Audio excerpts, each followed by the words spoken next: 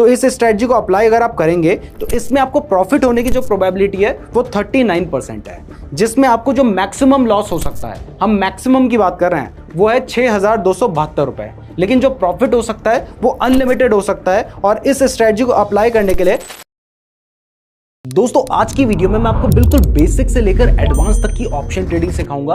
ये complete course है जिसमें हमने बेसिक कंसेप्ट के साथ साथ एडवांस कंसेप्ट को भी डिस्कस किया है। और ये जो कोर्स मैं आपको आज फ्री में देने जा रहा हूं ना, ये वही कोर्स है जिसको लोग 5 से 10 हजार रुपए में बेचते हैं। तो अगर आपको ऑप्शन ट्रेडिंग के बारे में कुछ भी नहीं पता है और सिर्फ एक वीडियो से आप पूरी ऑप्शन ट्रेडिंग के कंसेप्ट को समझना चाहते हैं, तो ये वो वीडियो है जो आपको देखनी चाहिए। इस वीडियो में बाकी लोगों की वीडियोस की तरह सिर्फ थ्योरी नहीं होगी, बल्कि मैं आपको प्रैक्टिकली चीजें करके भी दिखाऊंगा। तो चलिए इस वीडियो को शुरू करते हैं। तो क्योंकि ये कंप्लीट कोर्स है इसलिए ये वीडियो बहुत लंबी होने वाली है। तो अगर अभी आपके पास टाइम नहीं है तो इस वीडियो को सबसे पहले आप वॉच लेटर में डाल दीजिए, ताकि अगर आप कहीं पर इसे मिस कर ले तो आप दोबारा आके देख सकें। साथ ही वीडियो को लाइक भी कर दीजिए, ताकि आपकी लाइक्ड वीडियो में आपको ये वीडियो नजर आ जाए। और हम इस वीडियो में आपको टाइम स्टैम्प भी देंगे, तो अगर आपको किसी पर्टिकुलर कंसेप्ट को सीखना है तो आप डायरेक्टली उस टाइम स्टैम्प पे भी जा सकते हैं। और हाँ, अगर आप इतना बड़ा कोर्स देखने जा रहे हैं तो इसको अगर आप सिर्फ सुनते चले जाएंगे ना, तो थोड़ी देर में आपका ध्यान इधर उधर होगा और उसके बाद आप फोकस नहीं कर पाएंगे।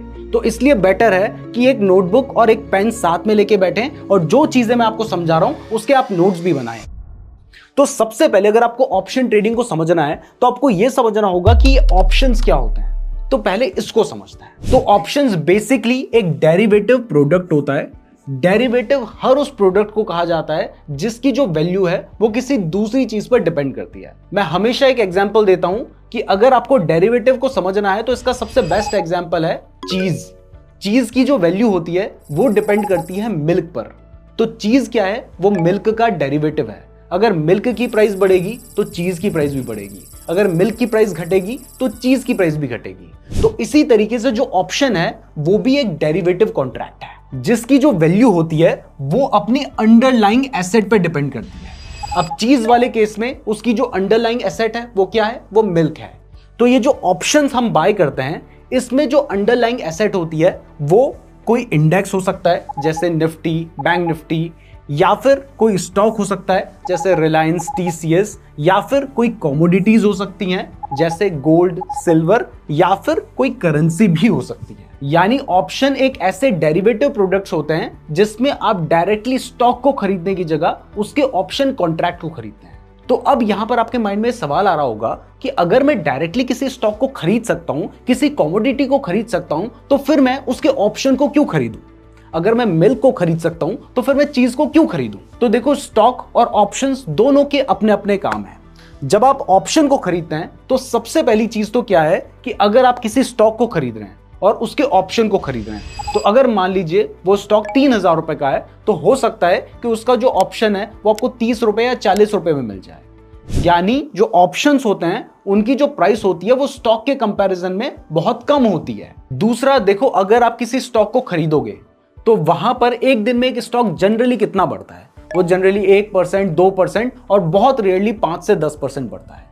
जबकि जो एक ऑप्शन की प्राइस होती है या ऑप्शन की जो वैल्यू होती है वो एक दिन में 10%, 20%, 50% और 200-300% भी बहुत आराम से बढ़ जाती है। यानी ये जो ऑप्शंस होते हैं ये हाईली वॉलेटाइल होते हैं। और तीसरा, आप एक ऑप्शन को खरीद के अपने रिस्क को भी मैनेज कर सकते हैं। जैसे मान लीजिए आपने कोई स्टॉक खरीद रखा है और आपको लगता है कि कहीं इसकी प्राइस गिर ना जाए, तो इस केस में आप क्या कर सकते हैं? आपके पास वो स्टॉक तो ऑलरेडी है, आप उसका एक पुट ऑप्शन खरीद सकते हैं। ये पुट ऑप्शन क्या होता है आगे सब कुछ समझाने वाला हूं, डोंट वरी, अभी सिर्फ एग्जांपल को समझो। तो मान लो आपने एक स्टॉक को खरीद रखा है और इस केस में आपको डर है कि किसी वजह से कहीं उस स्टॉक की प्राइस गिर ना जाए, तो आप इस जगह पर उसका एक पुट ऑप्शन खरीद लेंगे। तो अब क्या होगा? अब मान लीजिए कि उस स्टॉक की प्राइस गिर जाती है, तो इस केस में आपने क्योंकि पुट ऑप्शन खरीदा है तो ये जो ऑप्शन है इसकी प्राइस बढ़ जाएगी और आपको ज्यादा नुकसान नहीं होगा।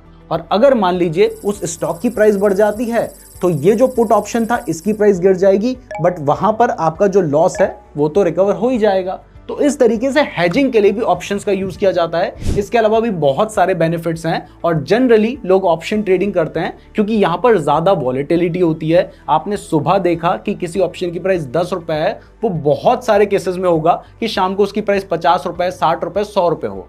मतलब एक दिन में पैसा 8 गुना 10 गुना भी हो सकता है। वैसे अभी आप ऑप्शन ट्रेडिंग के बारे में तो सीख रहे हैं, लेकिन अगर आप बिल्कुल बेसिक से सीखना चाहते हैं कि स्टॉक मार्केट क्या होता है और इसके साथ ही स्टॉक्स का फंडामेंटल एनालिसिस कैसे किया जाता है, मैनेजमेंट एनालिसिस कैसे किया जाता है, बिजनेस एनालिसिस कैसे किया जाता है और एक स्टॉक को सेलेक्ट करने से पहले क्या क्या आपको देखना चाहिए, तो इसके ऊपर हमने एक पेड कोर्स बना रखा है जिसको आप हमारे ऐप नीरज जोशी पे बाय कर सकते हैं। वो एक 46 लेक्चर्स का कोर्स है जिसमें जो 2 वीडियोस हैं वो बिल्कुल फ्री में अवेलेबल है। तो अब आपको यह समझ आ गया है कि ऑप्शन क्या होता है और लोग स्टॉक्स की जगह पर ऑप्शन को क्यों खरीदते हैं और कब खरीदते हैं। तो अब यह समझते हैं कि ये जो ऑप्शन कॉन्ट्रैक्ट की अभी मैं बात कर रहा था, ये कॉन्ट्रैक्ट क्या होता है। तो देखिए, ऑप्शन कॉन्ट्रैक्ट एक ऐसा फाइनेंशियल कॉन्ट्रैक्ट होता है जिसको या तो आप बाय कर सकते हैं या फिर सेल कर सकते हैं। अगर आप ऑप्शन कॉन्ट्रैक्ट को बाय करते हैं तो इस केस में आपको कहा जाता है ऑप्शन बायर, और अगर आप एक ऑप्शन कॉन्ट्रैक्ट को सेल करते हैं तो इस केस में आपको कहा जाता है ऑप्शन सेलर। और ये जो ऑप्शन कॉन्ट्रैक्ट होता है ना, इसमें 2 चीजें बहुत इंपॉर्टेंट होती है। एक होती है प्री डिटरमाइंड प्राइस और दूसरी होती है एक स्पेसिफिक डेट। यानी ऑप्शन कॉन्ट्रैक्ट एक ऐसा कॉन्ट्रैक्ट होता है जिसको या तो आप खरीद सकते हैं और या फिर आप बेच सकते हैं किसी एक पर्टिकुलर प्राइस में जो कि आपने पहले से डिसाइड कर दी है और किसी एक पर्टिकुलर डेट पर जो भी पहले से डिसाइड कर ली गई है। इसे एक एग्जांपल से समझते हैं। मान लीजिए आप हैं मिस्टर ए जो मिस्टर बी के साथ ये कॉन्ट्रैक्ट करते हैं कि वो एक्स नाम के स्टॉक को 27 जून की डेट को 3000 रुपए में खरीदेंगे। तो यहां पर आप क्या हैं? आप हैं बायर। जो बी है वो क्या है? उसने कॉन्ट्रैक्ट को बेचा है, आपने खरीदा है। बी क्या है? वो है सेलर। यहां पर अंडरलाइंग एसेट क्या है? एक्स है, क्योंकि हम एक्स नाम के स्टॉक को खरीदने की बात कर रहे हैं। और यहां पर डेट क्या है? डेट है 27 जून, जो मैंने आपको बताया था कि स्पेसिफिक डेट होनी चाहिए और एक प्री डिटरमाइंड प्राइस होनी चाहिए। और वो प्राइस क्या है? वो है 3000 रुपए। तो इस टाइप का जो कॉन्ट्रैक्ट है इससे हम कहेंगे एक डेरिवेटिव कॉन्ट्रैक्ट। अब ये जो डेरिवेटिव कॉन्ट्रैक्ट है ये ऑप्शन कॉन्ट्रैक्ट तब बनेगा जब ये जो मिस्टर ए हैं इनके पास राइट होगा कि वो खरीदें या फिर ना खरीदें, और बी के पास क्या होगा? बी के ऊपर ऑब्लिगेशन होगी कि अगर मिस्टर ए खरीदना चाहें तो फिर बी को बेचना ही पड़ेगा। तो जब जो बायर है उसके पास राइट होता है और सेलर के ऊपर ऑब्लिगेशन होती है, तब ये जो कॉन्ट्रैक्ट बनता है इसको कहा जाता है ऑप्शन कॉन्ट्रैक्ट। यानी ये जो ऑप्शन कॉन्ट्रैक्ट होता है उसमें जो बायर है उसके पास राइट होता है और जो सेलर है उसके ऊपर ऑब्लिगेशन होती है कि अगर ए चाहेगा तो बी को बेचना ही पड़ेगा और बी की अपनी इच्छा है कि उसको खरीदना है या फिर नहीं खरीदना है। अगर आपको ये जो एग्जाम्पल है या यहाँ वाला जो कंसेप्ट है ये उतना अच्छे से समझ नहीं आया है तो आप चाहें तो आप दोबारा से भी ये वाला पार्ट देख सकते हैं, या फिर आगे मैं आपको समझाऊंगा तो आपको चीजें क्लियर होती हुई चलेंगी। तो अगर इतना आपको समझ आ गया है तो अब ये समझते हैं कि ये जो ऑप्शन कॉन्ट्रैक्ट होते हैं ये कितने टाइप के होते हैं। तो देखिए, ऑप्शन कॉन्ट्रैक्ट बेसिकली 2 तरह के होते हैं। एक होता है कॉल ऑप्शन और दूसरा होता है पुट ऑप्शन। कॉल ऑप्शन में जो ऑप्शन बायर है उसके पास किसी पर्टिकुलर एसेट को किसी पर्टिकुलर डेट में खरीदने का राइट होता है, और जो पुट ऑप्शन होता है उसमें जो ऑप्शन बायर है उसके पास किसी पर्टिकुलर डेट में किसी पर्टिकुलर स्टॉक को या अंडरलाइंग एसेट को बेचने का अधिकार होता है। तो अगर मान लो कि आप मिस्टर ए हैं जिन्होंने मिस्टर बी के साथ कॉन्ट्रैक्ट किया है एक्स नाम के स्टॉक को 27 जून की डेट में 3000 रुपए की प्राइस में खरीदने का, तो ये कौन सा ऑप्शन कॉन्ट्रैक्ट होगा? इसको कहा जाएगा कॉल ऑप्शन। यहां पर सी मैंने इसलिए लिखा है क्योंकि इसको कॉल यूरोपियन भी कहा जाता है। तो अगर आपने कॉल ऑप्शन बाय किया है तो इस केस में आपके पास राइट है एक पर्टिकुलर एसेट को एक पर्टिकुलर डेट पे बाय करने का। तो अब इस केस में मान लीजिए कि आपने मिस्टर बी के साथ कॉन्ट्रैक्ट कर लिया कि आप एक्स नाम के स्टॉक को 27 जून को 3000 रुपए की प्राइस में खरीदेंगे, और उस दिन इसकी जो प्राइस है वो चली जाती है 3500 रुपए। तो अब आपके पास तो राइट है कि आप इसे 3000 रुपए में खरीद सकते हैं, तो आप 3000 में खरीदेंगे, 3500 में बेचेंगे, तो आपको प्रॉफिट होगा। यानी इस केस में क्या होगा कि अगर प्राइस बढ़ जाती है 3000 रुपए से ज्यादा तब आपको प्रॉफिट होगा। लेकिन यहां पर ऑप्शन सेलर बेवकूफ नहीं है। वो अगर आपको ऑप्शन सेल कर रहा है तो इस केस में वो खाली खाली में आपको 500 रुपए क्यों देगा? वो आपको कहेगा ना कि अगर मेरे साथ ये कॉन्ट्रैक्ट करना है तो मुझे कुछ तो पैसे दो। तो ये जो पैसे आप उसको देते हैं उसको कहा जाता है प्रीमियम। तो यहां पर ये जो ऑप्शन बायर हैं मिस्टर ए, जिनके पास राइट है कि वो चाहे तो खरीदें चाहे तो ना खरीदें, तो इस राइट को लेने के लिए उन्हें कुछ ना कुछ प्रीमियम देना पड़ेगा और वो प्रीमियम डिपेंड करता है कि उस ऑप्शन की वैल्यू क्या चल रही है। तो मान लीजिए इस केस में उन्होंने 50 रुपए का प्रीमियम देकर मिस्टर बी से एक कॉन्ट्रैक्ट बाय किया, जिस कॉन्ट्रैक्ट में उन्होंने कहा कि वो एक्स नाम के स्टॉक को 27 जून की डेट पे 3000 रुपए में खरीदेंगे। और मान लीजिए 27 जून तक जो प्राइस चली जाती है वो चली जाती है 3500 रुपए। तो उन्होंने 50 रुपए पहले बी को दे दिए थे और अब उन्हें वो 3500 रुपए वाला स्टॉक 3000 रुपए में मिल जाएगा। तो यहां पर उन्हें 500 रुपए का प्रॉफिट होगा। 50 रुपए उन्होंने इस कॉन्ट्रैक्ट को खरीदने में दिए थे, तो ओवरऑल उन्हें 450 रुपए का प्रॉफिट होगा। अब यहां पर एक चीज आपको क्लियर कर दूं कि इस एग्जाम्पल में और आगे भी जितने एग्जाम्पल मैं आपको दूंगा उन सभी एग्जाम्पल में हम ये मान के चल रहे हैं कि आपने आज कॉन्ट्रैक्ट लिया है और जो उसकी एक्सपायरी डेट है, जैसे कि इस केस में हमने 27 जून एक्सपायरी डेट रखी है, तो वो जो एक्सपायरी डेट है आप उस डेट तक उस कॉन्ट्रैक्ट को अपने पास रखते हैं। बट आपको क्लियर कर दूं कि कंपलसरी नहीं है कि आपने अगर 27 जून का कॉन्ट्रैक्ट बाय किया है तो आप 27 जून तक ही उस ऑप्शन को अपने पास रखें। आप चाहें तो अभी खरीदें और 5 मिनट बाद बेच दें, इससे कोई फर्क नहीं पड़ता है। और 5 मिनट में भी उसकी जो प्राइस होती है वो बहुत ज्यादा बढ़ती और घटती है। लेकिन मैं जब आपको कंसेप्ट समझा रहा हूं तो हम ये मान के चल रहे हैं कि आप एक्सपायरी तक उस ऑप्शन को अपने पास रखेंगे, जबकि जनरली ऐसा नहीं किया जाता है। आप बाय करने के कुछ मिनट से लेके कुछ घंटों के अंदर जनरली ऑप्शन को बेच देते हैं। तो अब अगर आपको कॉल ऑप्शन समझ आ गया है तो चलिए अब पुट ऑप्शन भी समझते हैं। लेकिन उससे पहले अगर आपको ये वीडियो पसंद आ रही है तो वीडियो को लाइक जरूर कर दीजिएगा। और साथ ही अगर आप चाहते हैं कि हम इंट्राडे ट्रेडिंग के ऊपर भी ऐसा कोर्स बनाएं तो इसके लिए कमेंट जरूर कीजिएगा। अगर आप लोगों के अच्छे खासे कमेंट्स आएंगे तभी हम इतनी मेहनत करके आपके लिए इंट्राडे ट्रेडिंग के ऊपर भी वीडियो बनाएंगे, तो कमेंट जरूर कीजिएगा। और हाँ, इसके साथ ही अगर आप ट्रेडिंग या इन्वेस्टमेंट के लिए बेस्ट डीमैट अकाउंट खुलवाना चाहते हैं तो कुछ अच्छे डीमैट अकाउंट के लिंक मैंने आपको डिस्क्रिप्शन पे दे रखे हैं, जिनको मैं खुद भी यूज करता हूं, तो डिस्क्रिप्शन जरूर चेक कर लीजिएगा। और आगे जब मैं डीमैट अकाउंट यूज करूंगा तो वहां पर वही डीमैट में अकाउंट में आपको दिखाऊंगा जिसका लिंक मैंने आपको डिस्क्रिप्शन पे दे रखा है। तो आपके पास डीमैट अकाउंट नहीं है तो वहां से अपना डीमैट अकाउंट जरूर खुलवा लीजिए। तो चलिए अब पुट ऑप्शन को भी समझते हैं। तो देखिए, कॉल ऑप्शन में मैंने आपको समझाया था कि अगर आप एक बायर हैं तो आपके पास राइट है एक स्टॉक को एक पर्टिकुलर डेट पे एक पर्टिकुलर प्राइस में बाय करने का, तो इसको कॉल ऑप्शन कहा जाता है। लेकिन जो पुट ऑप्शन होता है वहां पर आपके पास, अगर आप एक ऑप्शन बायर हैं तो आपके पास राइट होता है एक पर्टिकुलर स्टॉक को या पर्टिकुलर एसेट को किसी पर्टिकुलर डेट में और किसी पर्टिकुलर प्राइस में बेचने का। यानी यहां पर आपके पास राइट टू सेल होता है। तो अगर मान लीजिए आप मिस्टर ए हैं जो मिस्टर बी के साथ ये कॉन्ट्रैक्ट करते हैं कि वो एक्स नाम के स्टॉक को 27 जून की डेट पर 3000 रुपए में सेल करेंगे, तो ये वाला जो कॉन्ट्रैक्ट होगा उसको कहा जाएगा पीई यानी पुट यूरोपियन कॉन्ट्रैक्ट। और इस केस में भी आपने कोई ना कोई प्रीमियम दिया होगा, तो आपने मान लीजिए 50 रुपए का प्रीमियम दे दिया। अब 27 जून के दिन क्या होता है कि आपने कॉन्ट्रैक्ट कर रखा है कि आप 3000 रुपए में बेच सकते हैं, यह आपका अधिकार है, आपके ऊपर ऑब्लिगेशन या आपकी ड्यूटी नहीं है। आप चाहें तो बेचें या ना बेचें, और इसके लिए आपने 50 रुपए का प्रीमियम ऑलरेडी सेलर को दे रखा है। अब मान लीजिए कि 27 जून के दिन ये जो एक्स नाम का स्टॉक है इसकी प्राइस चली जाती है 2500 रुपए, यानी इसकी प्राइस गिर जाती है। तो इस केस में आपके पास तो राइट है कि आप इस स्टॉक को 3000 रुपए में बेच सकते हैं और जो सेलर है उसको 3000 में खरीदना ही पड़ेगा। तो आपने 2500 रुपए वाले स्टॉक को 3000 में बेच दिया, तो यहां पर आपकी कितनी कमाई होगी? आपने 500 रुपए कमाए और 50 रुपए आपने प्रीमियम दे रखा था, तो -50 कर लीजिए। तो यहां पर आपको प्राइस गिरने पर 450 रुपए का प्रॉफिट हो गया। तो पुट ऑप्शन में हमें प्राइस गिरने पे प्रॉफिट होता है और कॉल ऑप्शन में हमें प्राइस बढ़ने में प्रॉफिट होता है। तो देखो, अब मैंने आपको थ्योरी में थोड़ी बेसिक चीजें समझा दी हैं, तो अब मैं आपको ये प्रैक्टिकली भी दिखा देता हूं ताकि आपको बेटर अंडरस्टैंडिंग मिले और उसके आगे के कंसेप्ट फिर हम समझते हैं। तो अब देखिए, अब मैं अपने डीमैट अकाउंट में आ चुका हूं। अब मान लीजिए अगर आप किसी पर्टिकुलर स्टॉक को बाय करना चाहते हैं, जैसे अगर आप टाटा मोटर्स के स्टॉक को बाय करना चाहते हैं तो आप सिंपली ऊपर लिखते हैं टाटा मोटर्स, और जैसे ही आपने टाटा मोटर्स लिख के सर्च किया तो यहां पर आपको ये स्टॉक दिखाई दे रहा है। तो आपने देखा कि टाटा मोटर्स की अभी प्राइस कितनी चल रही है? वो चल रही है 987 रुपीज के आसपास। लेकिन अगर आपको लगता है कि इसकी जो प्राइस है वो 1000 रुपीज जा सकती है, तो इस केस में आप क्या करेंगे? आप टाटा मोटर्स के आगे 1000 लिखिए।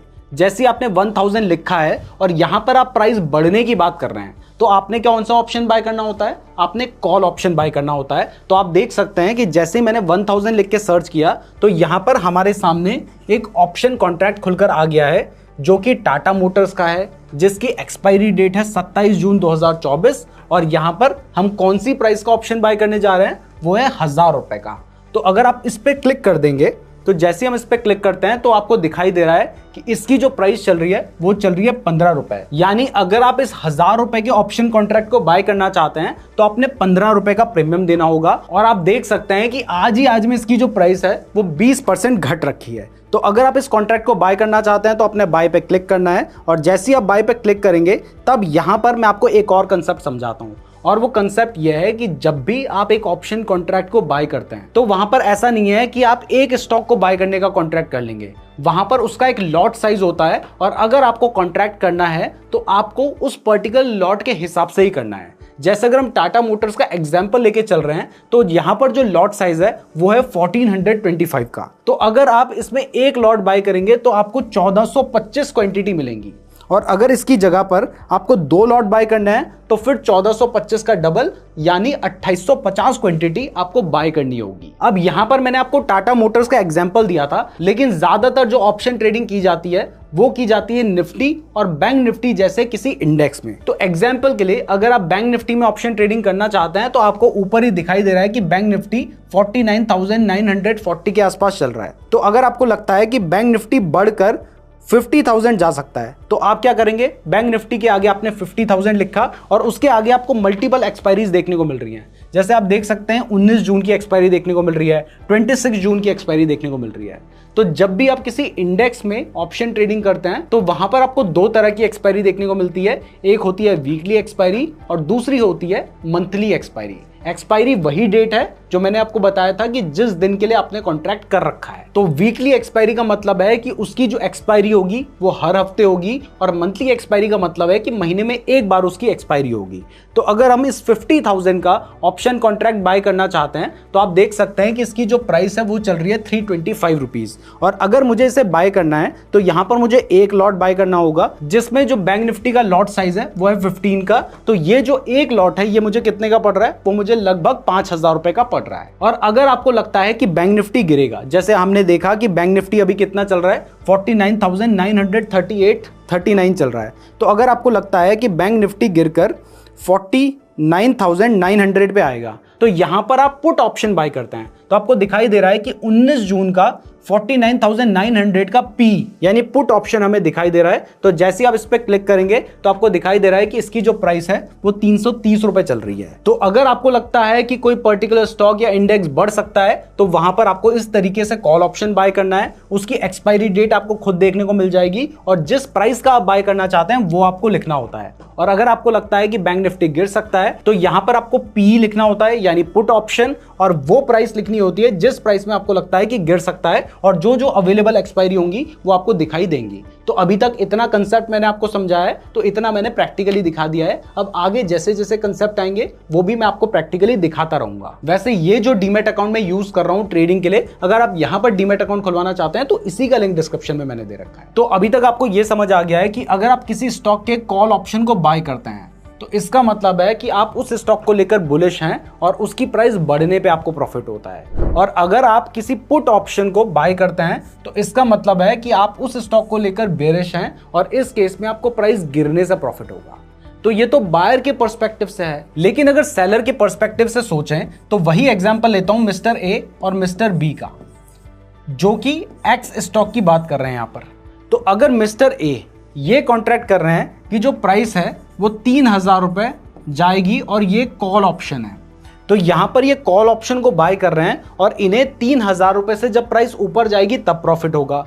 लेकिन ये जो ऑप्शन सेलर है इस केस में इसका मानना तो यह है ना कि प्राइस 3,000 रुपए से नीचे ही रहेगी, तभी तो वो इस कॉन्ट्रैक्ट को सेल कर रहा है। और उसको कब प्रॉफिट होगा, उसको तब प्रॉफिट होगा जब प्राइस गिरेगी। जबकि अगर पुट ऑप्शन की बात करें तो यहां पर जो ऑप्शन बायर है उसको प्राइस गिरने से प्रॉफिट होता है, जबकि जो ऑप्शन सेलर है उसको प्राइस बढ़ने से प्रॉफिट होता है। तो अगर आपको इतना समझ आ गया है तो अब ऑप्शंस में कुछ बेसिक टर्म्स और कुछ बेसिक कंसेप्ट्स हैं उनको समझते हैं। लेकिन उससे पहले अगर अभी तक आपने हमारे चैनल को सब्सक्राइब नहीं किया है तो सब्सक्राइब जरूर कर दीजिएगा, क्योंकि अगर आप सब्सक्राइब नहीं करेंगे तो हो सकता है कि हमारी वीडियो आपको दोबारा कभी रिकमेंड ना हो। और हाँ, अगर आप चाहते हो कि हम इंट्राडे ट्रेडिंग के ऊपर भी एक ऐसा कोर्स बनाएं तो फिर कमेंट जरूर करना। तो सबसे पहला कंसेप्ट जो आपको पता होना चाहिए वो है spot price. Spot price current market price होती है उस पर्टिकुलर अंडरलाइंग एसेट की। यानी अगर हम टाटा मोटर्स का एग्जांपल ले रहे थे तो वहां पर टाटा मोटर्स की जो प्राइस थी 987 रुपीज की, ये उसकी कौन सी प्राइस थी? ये उसकी स्पॉट प्राइस थी। यानी जिस अंडरलाइंग एसेट का आप कॉन्ट्रैक्ट खरीदना चाहते हैं उसकी जो प्राइस चल रही है उसको हम स्पॉट प्राइस कहते हैं। इसके बाद जो दूसरा कंसेप्ट है वो है स्ट्राइक प्राइस का।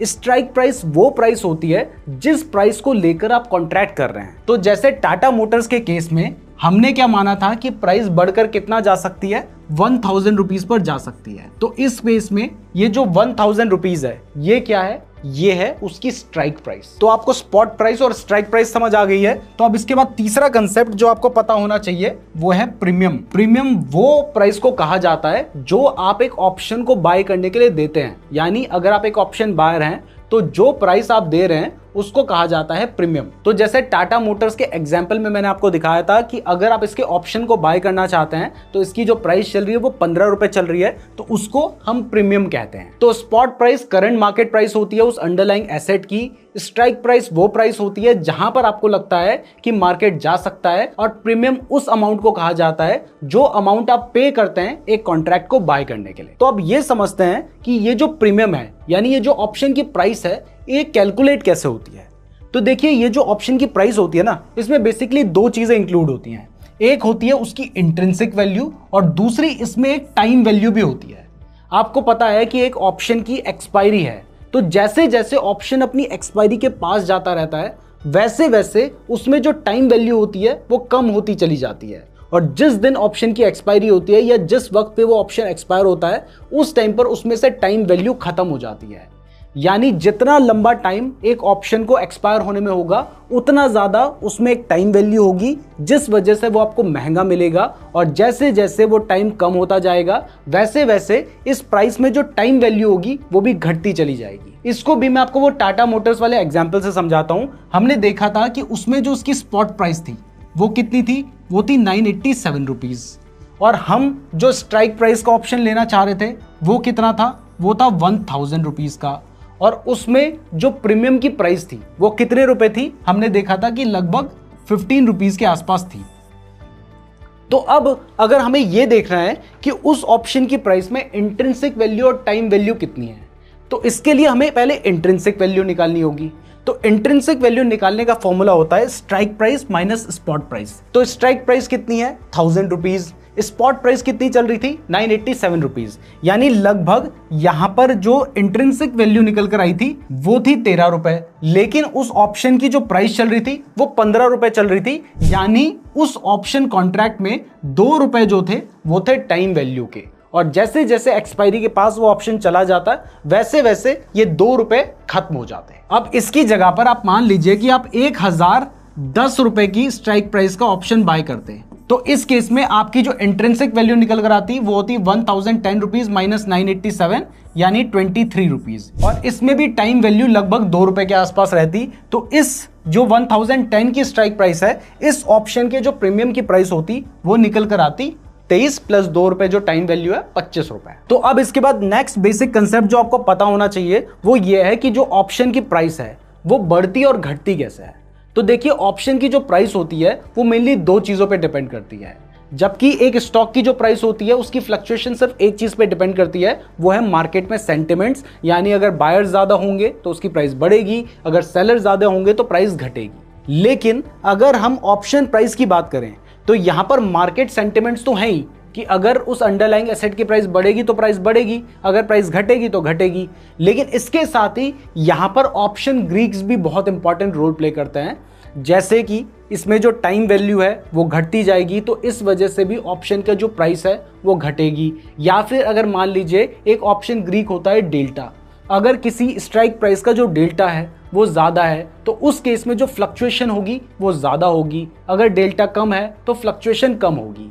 यानी इतना ध्यान रखिए कि जो ऑप्शन की प्राइस है वो मार्केट सेंटिमेंट्स के साथ साथ ऑप्शन ग्रीक्स पे भी डिपेंड करती है, और ये ऑप्शन ग्रीक्स भी आगे मैं आपको समझाऊंगा 5 तरह के ऑप्शन गीक्स होते हैं। तो इतना आपको समझ आ गया है कि ऑप्शन की जो प्राइस है वो उसकी इंट्रिंसिक वैल्यू पे डिपेंड करती है और उसमें एक टाइम वैल्यू भी होती है, और जो टाइम वैल्यू होती है वो हमेशा घटेगी क्योंकि टाइम हमेशा घटता चला जाता है। ऑप्शन जो है वो अपनी एक्सपायरी के करीब जा रहा है, तो यहाँ पर टाइम वैल्यू तो उस ऑप्शन में से घटनी ही है। इसलिए हमेशा कहा जाता है कि जब भी आप एक ऑप्शन को बाय करते हैं तो उसको ज़्यादा लंबे टाइम तक मत रखिए, क्योंकि ऑप्शन में जो टाइम वैल्यू होगी वो घटती जाएगी और उसके बाद अगर प्राइस बढ़ भी जाती है तब भी टाइम वैल्यू घटने की वजह से आपको नुकसान हो सकता है। तो अब ये बेसिक कंसेप्ट आपको समझ आ गए हैं, तो अब कुछ और बेसिक कंसेप्ट के बारे में समझते हैं जो कि है ऑप्शन की एक्सपायरी। देखिए, मैंने आपको बताया है कि हर ऑप्शन की एक एक्सपायरी होती है, लेकिन वो एक्सपायरी कब होती है ये मैंने अभी तक आपको नहीं बताया है, तो अब हम ये समझते हैं। तो सबसे पहले स्टॉक की बात करें तो यहां पर पहले मैं आपको यह बता दूं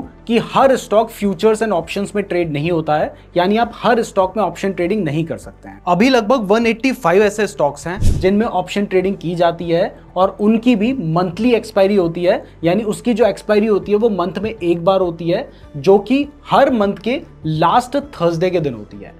तो अगर अभी जून का महीना चल रहा है तो जून का जो लास्ट थर्सडे है वो है 27 जून को, तो उस दिन जो भी स्टॉक्स एफएनओ में ट्रेड होते हैं उनकी एक्सपायरी होती है। बट स्टॉक्स में बहुत कम लोग एफएनओ करते हैं, मैं रिटेल ट्रेडर्स की बात कर रहा हूं, लेकिन ज्यादातर लोग जो ऑप्शन ट्रेडिंग करते हैं वो करते हैं इंडेक्स में। तो अब कौन से इंडेक्स की एक्सपायरी कब होती है, चलिए ये जानते हैं। तो इसमें जो सबसे पहली एक्सपायरी होती है मंडे के दिन, वो होती है निफ्टी मिड कैप इंडेक्स की। तो इसकी एक्सपायरी होती है, इस पर बहुत ज़्यादा लोग ट्रेडिंग नहीं करते हैं। जनरली जो ट्रेडिंग की जाती है वो की जाती है निफ्टी फाइनेंशियल सर्विसेज, जिसको हम फिन निफ्टी बोलते हैं, बैंक निफ्टी और निफ्टी 50 में। अभी मेनली इन तीनों में ही ऑप्शन ट्रेडिंग की जाती है, ज़्यादातर लोग जो करते हैं, करने को आप इसमें भी कर सकते हैं। तो अब अगर फिन निफ्टी की बात करें तो उसकी जो एक्सपायरी होती है वो हर ट्यूसडे को होती है, यानी हर हफ्ते के ट्यूसडे को इसकी वीकली एक्सपायरी होगी, और जो मंथली एक्सपायरी होगी वो मंथ के लास्ट ट्यूसडे को होगी। और बैंक निफ्टी की अगर बात करें तो इसकी जो एक्सपायरी होती है वो हर हफ्ते के वेडनेसडे को होगी, और मंथ की एक्सपायरी कब होगी, वो मंथ के जो लास्ट वेडनेसडे होगा उस दिन उसकी एक्सपायरी होगी। निफ्टी 50 की बात करें तो इसकी एक्सपायरी थर्सडे के दिन होती है। आज जिस दिन मैं इस वीडियो को शूट कर रहा हूं आज थर्सडे ही है, 13 जून को ये वीडियो शूट हो रही है, और इस दिन निफ्टी की एक्सपायरी है। और फ्राइडे के दिन अभी बीएसई भी एफएनओ में कूद चुका है, तो उसके जो सेंसेक्स और बैंकेक्स है इनकी जो एक्सपायरी होने लगी है वो अब फ्राइडे को होने लगी है। तो आपको ये तो पता चल चुका है कि एक्सपायरी कब होती है, लेकिन इसको जानकर हमें फायदा क्या है ये भी समझ लीजिए। तो फायदा ये है कि अगर मान लीजिए आप जिस दिन एक्सपायरी है उसी दिन ट्रेड कर रहे हैं, तो आपको पहले तो ये पता होना चाहिए कि उस दिन उसमें जो टाइम वैल्यू है वो बहुत तेजी से घटेगी, तो ऑप्शन की जो प्राइस है वो भी टाइम के साथ जल्दी जल्दी कम होगी। तो अगर आपने बैंक निफ्टी का ऑप्शन बाय कर रखा है, कॉल ऑप्शन बाय कर रखा है, और प्राइस अगर बढ़ती नहीं है, वहीं की वहीं रहती है, तो क्योंकि उसमें से टाइम वैल्यू कम हो रही है, इस वजह से जो प्रीमियम की प्राइस है वो भी कम हो जाएगी और आपको नुकसान होने के चांसेस होंगे। जबकि मान लीजिए अगर आपने अगले हफ्ते की एक्सपायरी बाय कर रखी है, तो वहां पर जो टाइम डीके होगा, इसको थीटा डीके भी बोलते हैं, वो थोड़ा कम होगा। तो अगर आप चाहते हैं कि जिस दिन आप ऑप्शन ट्रेडिंग कर रहे हैं उस दिन प्राइस बहुत तेजी से बढ़े और घटे, तो जनरली माना जाता है कि फिर आपको एक्सपायरी के दिन ट्रेड करना चाहिए। लेकिन अगर आप चाहते हैं कि प्राइस बहुत तेजी से बढ़े घटे नहीं, क्योंकि अगर प्राइस बहुत तेजी से बढ़ेगी और घटेगी तो आपको प्रॉफिट भी जल्दी हो सकता है, तो नुकसान भी जल्दी हो सकता है। तो अब आपको एक्सपायरी भी समझ आ गई है, तो अब मैं आपको एक एग्जांपल समझाता हूं। कॉल ऑप्शन का सबसे पहले समझाऊंगा, इसके बाद पुट ऑप्शन का भी एग्जांपल समझाऊंगा, जिससे आपको समझ आएगा कि एक्चुअल में आपको प्रॉफिट होगा कैसे और किस केस में आपको प्रॉफिट होगा। तो यहां पर हमने अलग अलग सिनेरियो ले रखे हैं, बहुत मेहनत करके हम इस वीडियो को बना रहे हैं, तो वीडियो को लाइक जरूर कर दीजिएगा, और इसके साथ ही अपने जो भी फ्रेंड्स हैं जिनको आप चाहते हैं कि एक सही नॉलेज मिले, उनके साथ इस वीडियो को शेयर जरूर कीजिएगा। और यहाँ पे एक और बात आपको बता दूं कि देखिए, ऑप्शन ट्रेडिंग बहुत ज्यादा रिस्की होती है। ये मत समझिए कि यहां पर एक दिन में आप पैसे कमाने लगेंगे, यहां पर ज्यादातर लोग नुकसान करवाते हैं। तो हम आपको सिर्फ सिखाने के पर्पस से बता रहे हैं, बट सीखने के बाद डायरेक्टली ऑप्शन ट्रेडिंग में मत घुस जाना, क्योंकि यहां पर नुकसान भी बहुत लोगों को होता है। और अगर ट्रेडिंग करोगे तो अपने रिस्क पर करना, दूसरा जो आपके पास एक्स्ट्रा पैसा है उससे ही करना, और शुरुआत में बहुत लोगों को नुकसान होता है, यह भी आपको पता होना चाहिए, और मेरी जिम्मेदारी है इसलिए मैंने आपको बता दिया है। तो चलिए अब एग्जाम्पल से समझते हैं। सबसे पहले हम कॉल ऑप्शन का एग्जाम्पल ले रहे हैं। अब यहां पर सबसे पहले कॉमेंट करके बताओ कि कॉल ऑप्शन आप कब बाय करते हो, या अभी के अभी कॉमेंट करना है आपने तो अब अगर आपने कमेंट कर दिया है तो अब चलिए इस एग्जांपल को समझते हैं। तो इस एग्जांपल को हमने गोल्ड के हिसाब से दिया है जो कि कमोडिटीज में आता है। आप चाहें तो स्टॉक के हिसाब से भी लेंगे तो सेम ही बात है। हमारा मतलब है आपको एक कंसेप्ट समझाना, तो उस कंसेप्ट को समझाने के लिए हमने एग्जांपल लिया है। तो कॉल ऑप्शन को हम तब बाय करते हैं जब हमें लगता है कि प्राइस बढ़ सकती है, और जब आप कॉल को बाय कर रहे हैं तो वहां पर प्राइस बढ़ने से आपको प्रॉफिट होता है। तो मान लेते हैं कि अभी गोल्ड की जो प्राइस है वो 66,000 रुपीज चल रही है, जिसकी जो एक्सपायरी है वो है 28 जून 2024, और आपको लगता है कि इस एक्सपायरी की डेट तक इसकी जो प्राइस है वो 67,000 रुपीज जा सकती है। तो आप क्या करते हैं, आप 67,000 का कॉल ऑप्शन बाय करते हैं 28 जून की एक्सपायरी का, जिसके लिए आप प्रीमियम कितना पे करते हैं, 184 रुपीज। तो अब आपको कौन सी केस पे प्रॉफिट होगा, चलिए ये समझते हैं। तो सबसे पहला सिनेरियो है कि आपने 67,000 की स्ट्राइक प्राइस का ऑप्शन बाय कर रखा है और गोल्ड की जो प्राइस है वो एक्सपायरी के दिन 66,900 पे जाके क्लोज होती है, यानी आपका जो टारगेट था उससे 100 पॉइंट नीचे क्लोज होती है। तो इस केस में आपने 184 रुपीज तो पहले ही सेलर को दे दिए थे, और आपको ये जो 66,900 का गोल्ड है ये उस सेलर से 67,000 में मिलेगा। तो आप 100 रुपए महंगा उससे क्यों खरीदेंगे? तो इस केस में आप उससे बाय नहीं करेंगे, और ये जो प्रीमियम आपने पे किया है वो तो उसके पास चला ही गया है, तो आपको कोई प्रॉफिट नहीं होगा। यानी आपने सेलर को 184 रुपए दिए थे और आपको 0 रुपए का प्रॉफिट होगा, तो सेलर को 184 का प्रॉफिट हो जाएगा, और आप अगर एक ऑप्शन बायर हैं तो उसको 184 रुपीज का लॉस हो जाएगा जो कि उसने प्रीमियम पे किया है। ये पहला सिनेरियो था जहां पर प्राइस जो आपने सोचा था वैसा नहीं हुआ। अब दूसरा सिनेरियो मान के चलते हैं कि जैसा आपने सोचा था कि प्राइस 67,000 पे चली जाएगी, यानी जब प्राइस 66,000 चल रही थी तब आपने 67,000 प्राइस जाएगी ये मान के एक ऑप्शन बाय किया था। तो इस केस में जो गोल्ड की प्राइस है वो 67,000 रुपीज आ चुकी है। अब आप देखो कि जो गोल्ड है वो आपको मार्केट में भी 67,000 का मिल रहा है, और वो जो सेलर है वो भी आपको 67,000 में देगा। तो इस केस में भी आपको कोई बेनिफिट नहीं होगा, और 184 रुपीज का प्रीमियम तो आप ऑलरेडी पे कर चुके हो। तो यहां पर सेलर को आपको कोई भी रुपया नहीं देना पड़ेगा और उसको 184 रुपए का प्रॉफिट हो जाएगा, जबकि आप जो ऑप्शन बायर हैं उसने 184 रुपीज ऑलरेडी दे रखे थे और उसको 184 रुपीज का नुकसान हो जाएगा। यानी अगर जो गोल्ड की प्राइस 66,000 है और 67,000 का आप टारगेट लेकर चल रहे हैं, यानी आपकी जो स्ट्राइक प्राइस है वो 67,000 है, वहां पर प्राइस अगर नहीं पहुंचती है तब भी आपको नुकसान होगा। अगर उस दिन प्राइस वहां पर पहुंच जाती है तब भी आपको नुकसान होगा। तो अब समझते हैं कि अगर प्राइस उससे 100 पॉइंट ऊपर निकल जाती है तब क्या आपको प्रॉफिट होगा, चलिए ये देखते हैं। तो जब गोल्ड की प्राइस 66,000 चल रही थी तब आपने 67,000 का कॉल ऑप्शन बाय किया था, लेकिन एक्सपायरी के दिन आपने जो सोचा था उससे भी बेटर होता है और गोल्ड की जो प्राइस है वो 67,100 चली जाती है। तो इस केस में जो गोल्ड मार्केट में 67,100 का मिल रहा है वो सेलर को आपको 67,000 रुपीज में बेचना पड़ेगा, यानी सेलर को अपना गोल्ड 100 रुपए सस्ता बेचना पड़ेगा। तो उसको 100 रुपए का नुकसान हो जाएगा और उसको 100 रुपए तो आपको देने पड़ेंगे, लेकिन आपने पहले से ही उसको 184 रुपीज दे रखे थे जो कि आपने प्रीमियम पे किया था। तो इसके बावजूद जो सेलर है उसको 84 रुपीज का प्रॉफिट होगा, और आपने पहले 184 रुपीज दिए थे और अब आपको 100 रुपए का प्रॉफिट होगा, लेकिन ओवरऑल अगर देखें तो तब भी आपको 84 रुपीज का नुकसान ही होगा। यानी ये जो तीनों सिनेरियो हैं इनमें आपको नुकसान हो रहा है। तो आपको प्रॉफिट होगा कब? आपको प्रॉफिट तब होगा जब आपने जो स्ट्राइक प्राइस रखी है और उसके ऊपर जो प्रीमियम आपने पे किया था इसको जब आप जोड़ लेंगे और इससे ऊपर जब प्राइस जाती है तब आपको प्रॉफिट होगा। यानी जब प्राइस 67,184 रुपीज से ऊपर जाएगी तब आपको प्रॉफिट होगा। तो इस केस में क्या हुआ कि जो गोल्ड की प्राइस है वो एक्सपायरी के दिन 67,185 रुपीज पहुंच गई। तो आपने सेलर को पहले 184 रुपीज का प्रीमियम पे किया था, लेकिन अब सेलर को 67,185 रुपीज का जो गोल्ड है उसको 67,000 रुपीज में बेचना पड़ रहा है, यानी 185 रुपए के नुकसान में बेचना पड़ रहा है, बट 184 रुपए उसे पहले से मिल गए हैं। तो इस केस में उसको कितने का नुकसान होगा? उसको 1 रुपए का नुकसान होगा। और आपने पहले प्रीमियम दिया था 184 रुपीज का, और अब आपको जो 67,185 रुपीज का गोल्ड है वो 67,000 में मिल रहा है, मतलब 185 रुपए सस्ता मिल रहा है। तो आपको 185 रुपए का प्रॉफिट हुआ, लेकिन आपने 184 रुपए तो पहले से प्रीमियम दे दिया था।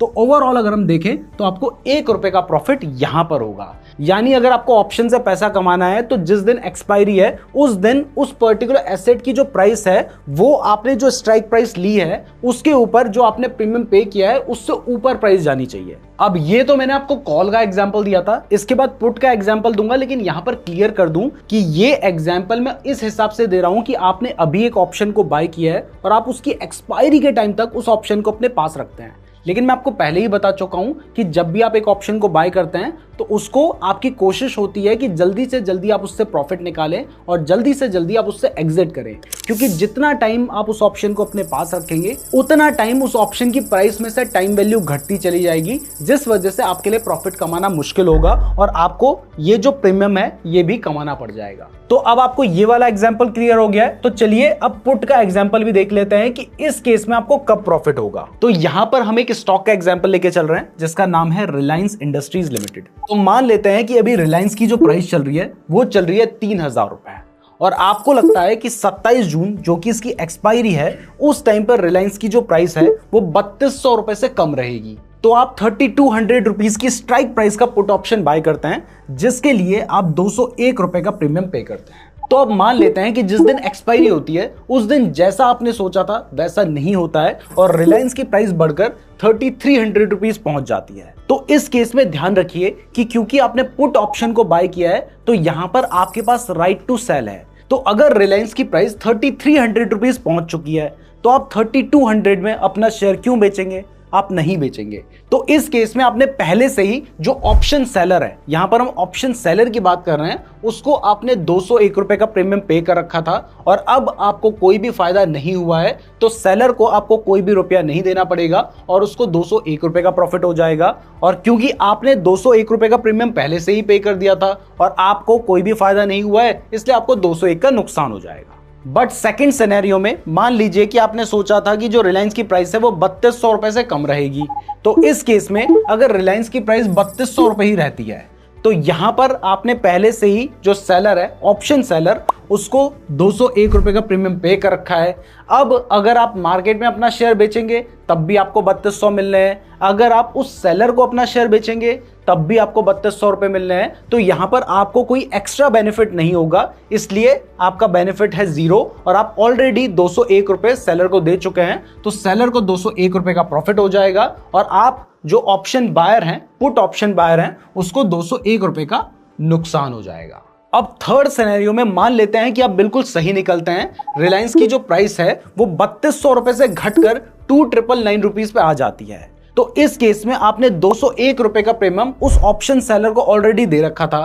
तो अब क्या है कि रिलायंस की जो प्राइस है वो 2999 रुपीज आ चुकी है, तो आप इस 2999 रुपीज के शेयर को उस सेलर को 3200 रुपए में बेच सकते हैं। तो इस केस में वो जो ऑप्शन सेलर है उसको आपको 201 रुपए देने पड़ेंगे, बट 201 रुपए का प्रीमियम पहले से आपने उसे पे कर रखा था, तो इस जगह पर आप ब्रेक इवन में आएंगे। तो अब देखते हैं फोर्थ सिनेरियो जहां पर आपको इस ऑप्शन को बाय करके प्रॉफिट होगा। तो इस केस में वो प्रॉफिट आपको तब होगा जब रिलायंस की जो प्राइस है वो 2998 रुपीज चली जाती है, क्योंकि इस केस में जो ऑप्शन सेलर है उसको आपने इस ऑप्शन कॉन्ट्रैक्ट को बाय करने के लिए 201 रुपए पहले से दे रखे थे, बट अब उसे ये 2998 रुपीज का शेयर 3200 रुपए में खरीदना पड़ेगा, यानी उसको आपको 202 रुपए ज्यादा देने पड़ेंगे।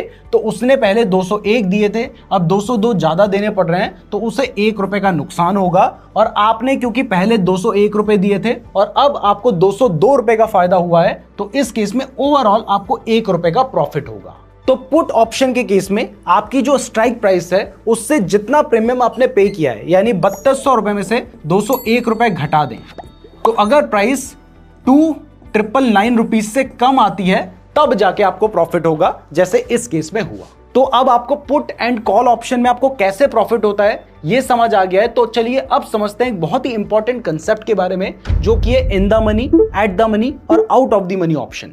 तो सबसे पहले मैं आपको कॉल ऑप्शन के एग्जांपल से समझाता हूं। कमेंट में लिख देना कि कॉल का मतलब क्या होता है और पुट का मतलब क्या होता है। वैसे वीडियो पसंद आ रही है तो वीडियो को लाइक भी जरूर कर दीजिए। तो सबसे पहले इस कंसेप्ट को हम कॉल ऑप्शन बायर के पर्सपेक्टिव से समझते हैं।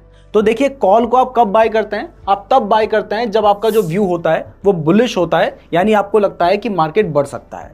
तो मान लेते हैं सिर्फ समझाने के लिए कि अभी निफ्टी चल रहा है 20,300, कैलकुलेशन के लिए आसान हो इसलिए हम ऐसे नंबर लेते हैं। और यहां पर आप वीकली एक्सपायरी के ऑप्शन को बाय करते हैं जिसमें आपका जो टारगेट है, मतलब आपको लगता है कि मार्केट 20,600 तक जा सकता है, तो यहां पर आपकी स्पॉट प्राइस क्या होगी और आपकी स्ट्राइक प्राइस क्या होगी ये भी कमेंट कर दीजिएगा। तो यहां पर भले ही आपका जो टारगेट है वो 20,600 का है, लेकिन इस जगह पर आपके पास बहुत सारे तरह की स्ट्राइक प्राइस अवेलेबल होती है जिनको आप बाय कर सकते हैं। जैसे भले ही आपको लग रहा है कि मार्केट 20,600 तक जा सकता है, लेकिन आप 20,300 का ही कॉल ऑप्शन बाय कर सकते हैं। मतलब अभी बैंक निफ्टी 20,300 पर है और आप 20,300 का ही कॉल ऑप्शन बाय कर रहे हैं। यानी आप ये मान के चल रहे हैं कि ये जो एक्सपायरी है उस एक्सपायरी तक निफ्टी 20,300 से ऊपर रहेगा। बट क्योंकि ऑलरेडी निफ्टी 20,300 पर ही है और आप 20,300 की स्ट्राइक प्राइस का ही ऑप्शन बाय कर रहे हैं, तो इसको ATM यानी एट द मनी ऑप्शन कहा जाता है। लेकिन अगर आप 20,300 से बड़ा यानी 20,400 का कॉल ऑप्शन बाय करते हैं, 20,500 का कॉल ऑप्शन बाय करते हैं, या 20,600 का कॉल ऑप्शन बाय करते हैं, या उससे ज्यादा कितना भी बड़ा कॉल ऑप्शन बाय करते हैं, तो इसको out of the money option यानी OTM ऑप्शन कहा जाता है। जिसके पीछे का रीजन यह है कि अभी बैंक निफ्टी 20,300 पे है और वो 20,400 पर अभी गया नहीं है, इसलिए वो out of the money option है। तो आप इसको भी बाय कर सकते हैं। और सिर्फ इतना ही नहीं, आप चाहें तो बैंक निफ्टी अभी 20,300 पे चल रहा है, लेकिन आप 20,200 का भी कॉल ऑप्शन बाय कर सकते हैं, 20,100 का भी कर सकते हैं, 20,000 का भी कर सकते हैं, और उससे कुछ स्ट्राइक प्राइस पीछे का भी कर सकते हैं। तो अगर बैंक निफ्टी अभी 20,300 पर है और आप 20,200 का कॉल ऑप्शन बाय कर रहे हैं, तो इसका मतलब है कि आप ये कह रहे हैं कि इस वीक की जो एक्सपायरी होगी उस टाइम पर बैंक निफ्टी 20,200 से ऊपर रहेगा, जबकि वो तो ऑलरेडी 20,200 से ऊपर है यानी 20,300 पर है। तो जब आप किसी ऐसे कॉल ऑप्शन को बाय करते हैं जो स्ट्राइक प्राइस ऑलरेडी पार हो चुकी है, तो उसको हम इन द मनी ऑप्शन कहते हैं। तो यहां पर कुछ एग्जांपल लेके ये समझने की कोशिश करते हैं कि अगर आप एट द मनी ऑप्शन को बाय करेंगे तब आपको ज्यादा फायदा हो सकता है, इन द मनी ऑप्शन को बाय करेंगे तब ज्यादा फायदा हो सकता है, या फिर out of the money option को बाय करने में ज्यादा फायदा होता है। तो सबसे पहले मैं आपको बता दूं कि ऑप्शन की जो प्राइस है जिसको हम प्रीमियम कहते हैं वो दो चीजों पर डिपेंड होती है। ये मैं आपको पहले भी बता चुका हूं, एक है इंट्रिंसिक वैल्यू और दूसरी है टाइम वैल्यू। तो अगर मान लीजिए कि अभी बैंक निफ्टी 20,300 पे चल रहा है और आप 20,300 का ही कॉल ऑप्शन बाय करते हैं, तो ये क्या होता है, ये होता है एट द मनी ऑप्शन। तो जो एट द मनी ऑप्शन है इसमें इंट्रिंसिक वैल्यू क्या होगी, तो इसमें इंट्रिंसिक वैल्यू निकालने के लिए हमें स्ट्राइक प्राइस से स्पॉट प्राइस को माइनस करना होगा। तो स्ट्राइक प्राइस भी 20,300 है, स्पॉट प्राइस भी 20,300 है, तो ये निकल कर आता है 0। और एग्जाम्पल के लिए मान लेते हैं कि इसमें जो टाइम वैल्यू है वो 50 रुपीज है, तो ये जो एट द मनी ऑप्शन होगा ये आपको कितने का मिलेगा, ये आपको मिलेगा 50 रुपीज का। इसकी जगह पर अगर आप 20,200 का कॉल ऑप्शन बाय करेंगे तो मार्केट तो ऑलरेडी 20,300 पर है, तो इसको हम इन द मनी ऑप्शन कहते हैं। और जब आप इन द मनी ऑप्शन को बाय करते हैं तो उसमें इंट्रिंसिक वैल्यू भी होती है, क्योंकि इंट्रिंसिक वैल्यू निकालने का फॉर्मूला है strike price minus spot price. तो यहां पर स्ट्राइक प्राइस कितनी है, स्ट्राइक प्राइस है 20,300। तो यहां पर आप जो स्ट्राइक प्राइस बाय कर रहे हैं वो स्पॉट प्राइस से कितने पॉइंट्स पीछे है, वो 100 पॉइंट्स पीछे है। तो इस केस में जो इंट्रिंसिक वैल्यू होगी वो होगी 100 रुपीज और टाइम वैल्यू कितनी होगी, वो होगी 50 रुपीज। तो इस केस में इस ऑप्शन की जो प्राइस निकल कर आएगी वो होगी 150 रुपीज, यानी यहां पर आपको 150 रुपीज का प्रीमियम पे करना होगा। और अगर आप और ज्यादा इन द मनी ऑप्शन पे जाते हैं, यानी आप 20,100 का कॉल ऑप्शन बाय करते हैं, तो ये भी इन द मनी ऑप्शन होगा, जो कि आपकी जो स्ट्राइक प्राइस है उससे 200 पॉइंट दूर है। तो यहां पर आपकी इंट्रिंसिक वैल्यू कितनी होगी, 200 रुपए होगी। टाइम वैल्यू हम 50 रुपए मान के चल रहे हैं, तो ये जो ऑप्शन है ये आपको 250 रुपए में मिलेगा। यानी आप जितना इन द मनी जाते जाएंगे उतना महंगा आपको वो ऑप्शन देखने को मिलेगा। बट अगर मान लो कि अभी बैंक निफ्टी 20,300 चल रहा है और आप 20,600 का कॉल ऑप्शन बाय करते हैं, तो ये अभी आया नहीं है, ये आउट ऑफ द मनी है। और आउट ऑफ द मनी में जो इंट्रिंसिक वैल्यू होती है वो होती है 0 रुपीज। और इसके साथ ही क्योंकि ये बहुत ज्यादा आउट ऑफ द मनी है, तो इस केस में यहां पर जो टाइम वैल्यू होगी वो भी कम होगी, क्योंकि निफ्टी के 20,300 से 20,600 जाने के चांसेस कम है। तो इस केस में आपको इस ऑप्शन को बाय करने के लिए सिर्फ 20 रुपए देने होंगे। अब ये देखकर ज्यादातर ट्रेडर्स क्या करते हैं, जिनको नॉलेज नहीं है, वो देखते हैं कि ये वाला ऑप्शन 20 रुपए में मिल रहा है, ये 250 में मिल रहा है, ये 150 में मिल रहा है, ये 50 रुपए में मिल रहा है। उनको लगता है कि जो ऑप्शन सबसे सस्ता मिल रहा है उसको खरीद लेते हैं क्योंकि यहां पर फायदा होने के चांसेस ज्यादा होंगे। तो अब ये मैं आपको एक एग्जांपल से समझाता हूं। तो सबसे पहले सिनेरियो में मान लेते हैं कि जैसा आपने सोचा था वैसा ही हुआ और निफ्टी 20,600 पे जाके क्लोज होता है। तो इस केस में ऑप्शन की प्राइस में से टाइम वैल्यू तो खत्म हो चुकी होगी और इंट्रिंसिक वैल्यू सिर्फ उसमें बचेगी। तो अब जो निफ्टी है वो 20,600 पर है और आपने 20,200 का ऑप्शन बाय कर रखा था। तो अब ये जो 20,200 का ऑप्शन है इसकी प्राइस हो जाएगी 400 रुपए और इसको बाय करने के लिए आपने इन्वेस्टमेंट कितनी की थी? आपने की थी 150 रुपीज, यानी ओवरऑल आपको 250 रुपए का प्रॉफिट होगा। अब इसकी जगह पर अगर आपने 20,300 का ही कॉल ऑप्शन बाय किया होगा जो उस टाइम पर एट द मनी ऑप्शन था, तो आप 20,600 क्योंकि मार्केट जा चुका है तो 20,600 माइनस 20,300 यानी इसकी जो प्राइस होगी वो होगी 300 रुपीज। लेकिन इसको बाय करने के लिए आपने जो इन्वेस्टमेंट की होगी वो होगी 50 रुपीज की, तो ओवरऑल आपको 250 रुपीज का प्रॉफिट होगा। बट अगर मान लीजिए उस टाइम पर बैंक निफ्टी 20,300 चल रहा था और आपने 20,600 का कॉल ऑप्शन बाय किया होगा और मार्केट 20,600 पे चला भी जाता है, तो इस केस में 20,600 माइनस 20,600 यानी आपको 0 रुपए का प्रॉफिट होगा और आपने 20 रुपए का तो प्रीमियम पहले ही पे कर दिया था, तो आपको ओवरऑल देखें तो 20 रुपए का नुकसान होगा। अब ये तो वो सिनेरियो था जहां पर आपने जैसा सोचा बिल्कुल वैसा ही हुआ। लेकिन अगर वैसा नहीं हुआ और निफ्टी 20,500 पर जाकर क्लोज हो जाता है, आपने सोचा था कि 20,600 पे जाएगा, तो इस केस में आपने 20,200 का अगर कॉल ऑप्शन बाय किया होगा तो यहां पर उसकी जो प्राइस होगी वो 300 रुपए हो जाएगी। 150 रुपए में आपने उसे बाय किया था तो आपको 150 रुपए का प्रॉफिट होगा। अगर आपने at the money option buy किया होगा 20,300 का, तो इस केस में मार्केट जो है वो 20,500 जा चुका है और आपने 20,300 बाय किया था, तो इसकी जो प्राइस होगी वो होगी 200 रुपीज, जिसको बाय करने में आपने 50 रुपए दिए थे, तो आपको ओवरऑल 150 रुपए का प्रॉफिट होगा। बट इस केस में भी अगर आपने 20,600 का कॉल ऑप्शन बाय किया होगा तो 20,500 पे जाके मार्केट क्लोज हो गया, आपने 20,600 का ऑप्शन बाय किया था, तो इसकी जो प्राइस है वो नेगेटिव तो नहीं जा सकती, यानी इसकी जो प्राइस होगी वो 0 रुपीज होगी। प्रैक्टिकली 0 नहीं होती है, 0.05 रुपीज होती है, यानी कुछ भी पैसा नहीं बचेगा। और आपने पेमेंट कितनी की थी? आपने 20 रुपए दे रखे थे, तो आपको ओवरऑल 20 रुपीज का यहां पर भी लॉस हो जाएगा। यानी अगर हम ये सारे सिनेरियो के हिसाब से देखें तो अगर आप out of the money option buy करते हैं तो वहां पर भले ही वो ऑप्शन आपको सस्ता मिलता है लेकिन वहां पर प्रॉफिट होने के चांसेस बहुत कम होते हैं, जबकि अगर आप एट द मनी या इन द मनी ऑप्शन को बाय करेंगे तो वो आपको थोड़ा महंगा मिलेगा, लेकिन आउट ऑफ द मनी के कंपैरिजन में आपको प्रॉफिट होने के चांसेस ज्यादा होंगे। अब ये वो एडवांस चीजें हैं जो कि कोर्सेज में बताई जाती है, मैं आपको बिल्कुल फ्री में बता रहा हूं और इवन कुछ लोग तो ये कोर्सेज में भी नहीं बताते हैं। तो इसके लिए कम से कम वीडियो को लाइक जरूर कर दीजिए और साथ ही साथ वीडियो को शेयर भी कर देना। और हाँ, डीमैट अकाउंट नहीं खुलवाया तो लिंक डिस्क्रिप्शन पे दिया गया है। तो अब आपने कॉल के पर्सपेक्टिव से एटीएम, आईटीएम, ओटीएम को समझ लिया, तो अब चलिए पुट के पर्सपेक्टिव से भी समझते हैं, क्योंकि यहां पर थोड़ा सा डिफरेंस होता है। तो देखिए, सबसे पहले जब आप पुट बाय कर रहे हैं तो इसका मतलब है कि आपका जो व्यू है वो मार्केट को लेकर बेयरिश है।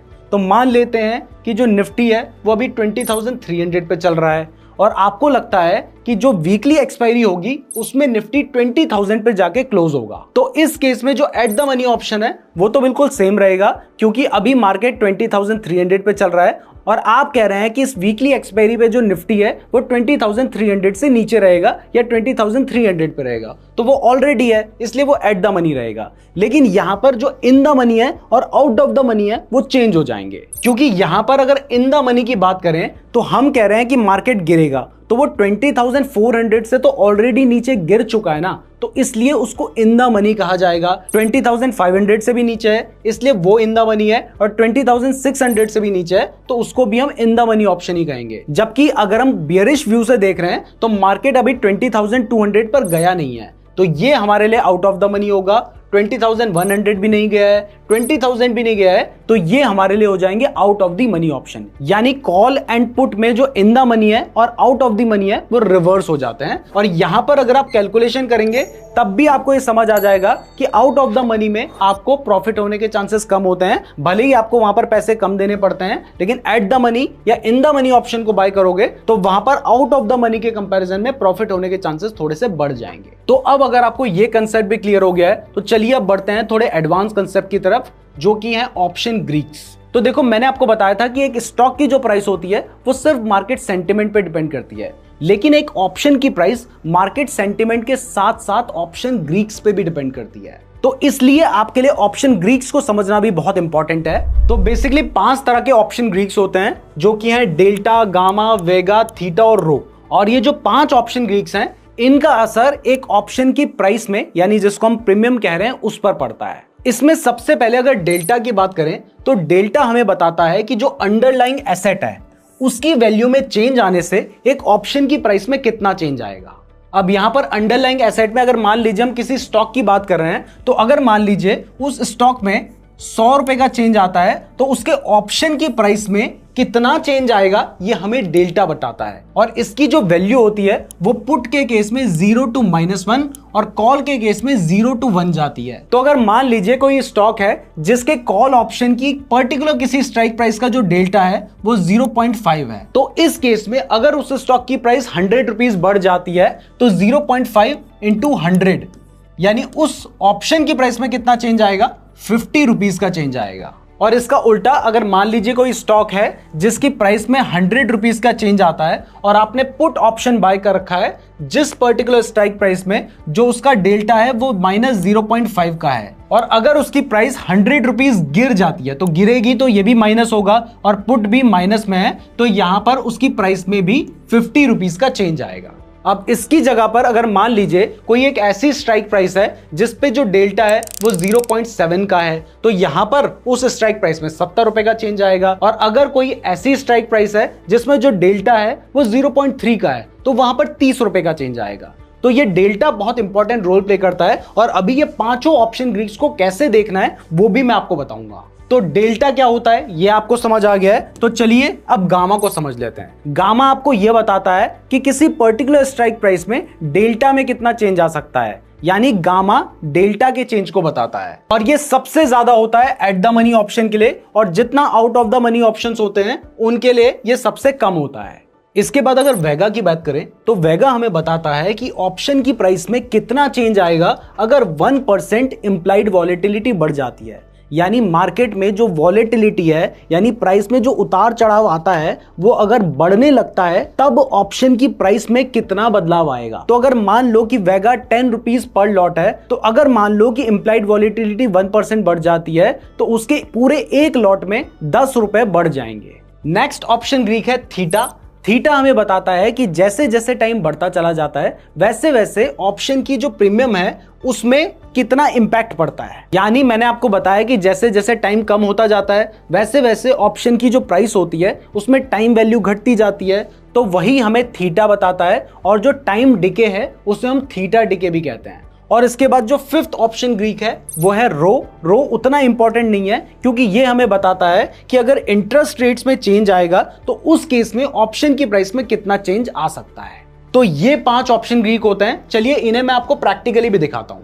तो यहां पर मैं सेंसिबल की वेबसाइट में आया हूं और यहां पर मैंने निफ्टी की 20 जून की ऑप्शन चेन खोल रखी है। और जब आप सेंसिबल में ऑप्शन चेन खोलते हैं तो नीचे आपको ग्रीक्स व्यू का एक ऑप्शन देखने को मिलता है। आपने इस पर टैप करना है और जैसे ही आप इस पर टैप करेंगे तो यहां पर आपको 4 ऑप्शन ग्रीक्स देखने को मिल रहे हैं। और रो मैंने आपको बताया कि वो उतना इंपॉर्टेंट नहीं है। और ये जो ऑप्शन ग्रीक है ये हमें पर क्वांटिटी के हिसाब से देखने मिल रहे हैं। अगर आप पर लॉट के हिसाब से देखेंगे तो यहां पर आप देख सकते हैं कि ये डेटा चेंज हो जाएगा। मेरे हिसाब में पर क्वांटिटी के हिसाब से देखेंगे तो वही बेटर रहेगा। तो यहां पर आपको अलग अलग स्ट्राइक प्राइस देखने को मिल रही है। अभी बैंक निफ्टी 23,396 चल रहा है, तो आप देख सकते हैं 23,400 जो है इसको यहां पर एट द मनी माना जा रहा है। ये है इसका एट द मनी, ये वाली कॉल वाली साइड होती है, ये पुट वाली साइड होती है। अभी मैं आपको इस ऑप्शन चेन का एनालिसिस भी बताऊंगा और इससे हम एक स्टॉक का सपोर्ट रेजिस्टेंस कैसे पता कर सकते हैं ये चीजें भी मैं अभी आपको आगे बताने वाला हूं। वीडियो पसंद आ रही है तो वीडियो को लाइक जरूर कर दीजिएगा। पहले हम ऑप्शन ग्रीक्स की बात कर रहे हैं। तो यहां पर आप देख सकते हैं कि जो 23,400 है ये हमारे लिए एट द मनी है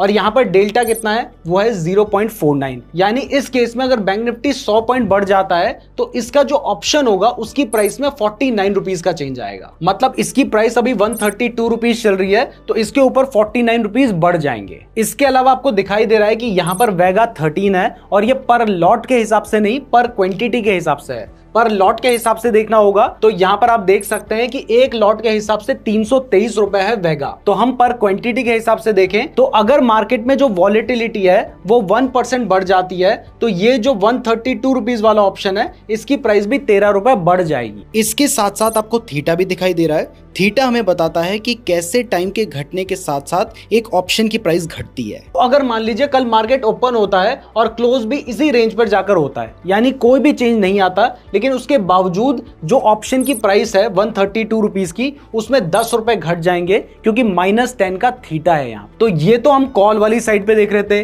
अब पुट वाली साइड पे देखें तो मैंने आपको बताया था कि पुट के केस में जो डेल्टा होता है वो माइनस में होता है, तो आप देख सकते हैं माइनस में है वो डेल्टा। थीटा तो कॉल एंड पुट दोनों ही साइड पर माइनस है क्योंकि थीटा घटता है। तो इस तरीके से आप ऑप्शन ग्रीक्स को चेक कर सकते हैं। तो अब आपको ऑप्शन ग्रीक समझ आ गए हैं, तो चलिए अब ऑप्शन चेन का एनालिसिस करना भी सीखते हैं। और ये जो ऑप्शन चेन एनालिसिस है ये डायरेक्टली मैं आपको ऑप्शन चेन में ही समझाता हूं।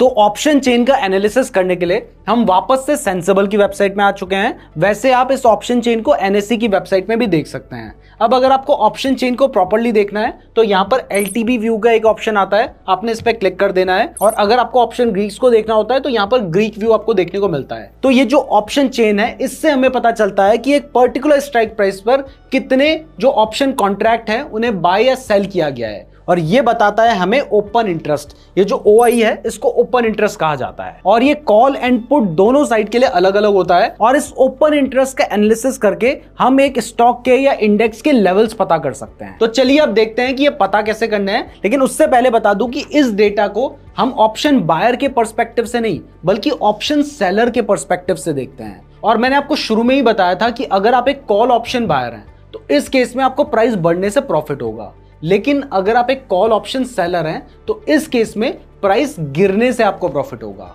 और इसका उल्टा अगर आप एक पुट ऑप्शन बायर हैं तो इस केस में आपको प्राइस गिरने से प्रॉफिट होगा। और अगर आप एक पुट ऑप्शन सेलर हैं तो इस केस में आपको प्राइस बढ़ने से प्रॉफिट होगा। तो अब जब हम इस डेटा को सेलर के पर्सपेक्टिव से देख रहे हैं तो हमें यह समझना है कि सेलर एक ऑप्शन को कहां पर ज्यादा सेल करेगा। वो वहां पर ज्यादा सेल करेगा जहां पर उसे लगता है कि ये एक इंपॉर्टेंट लेवल हो सकता है।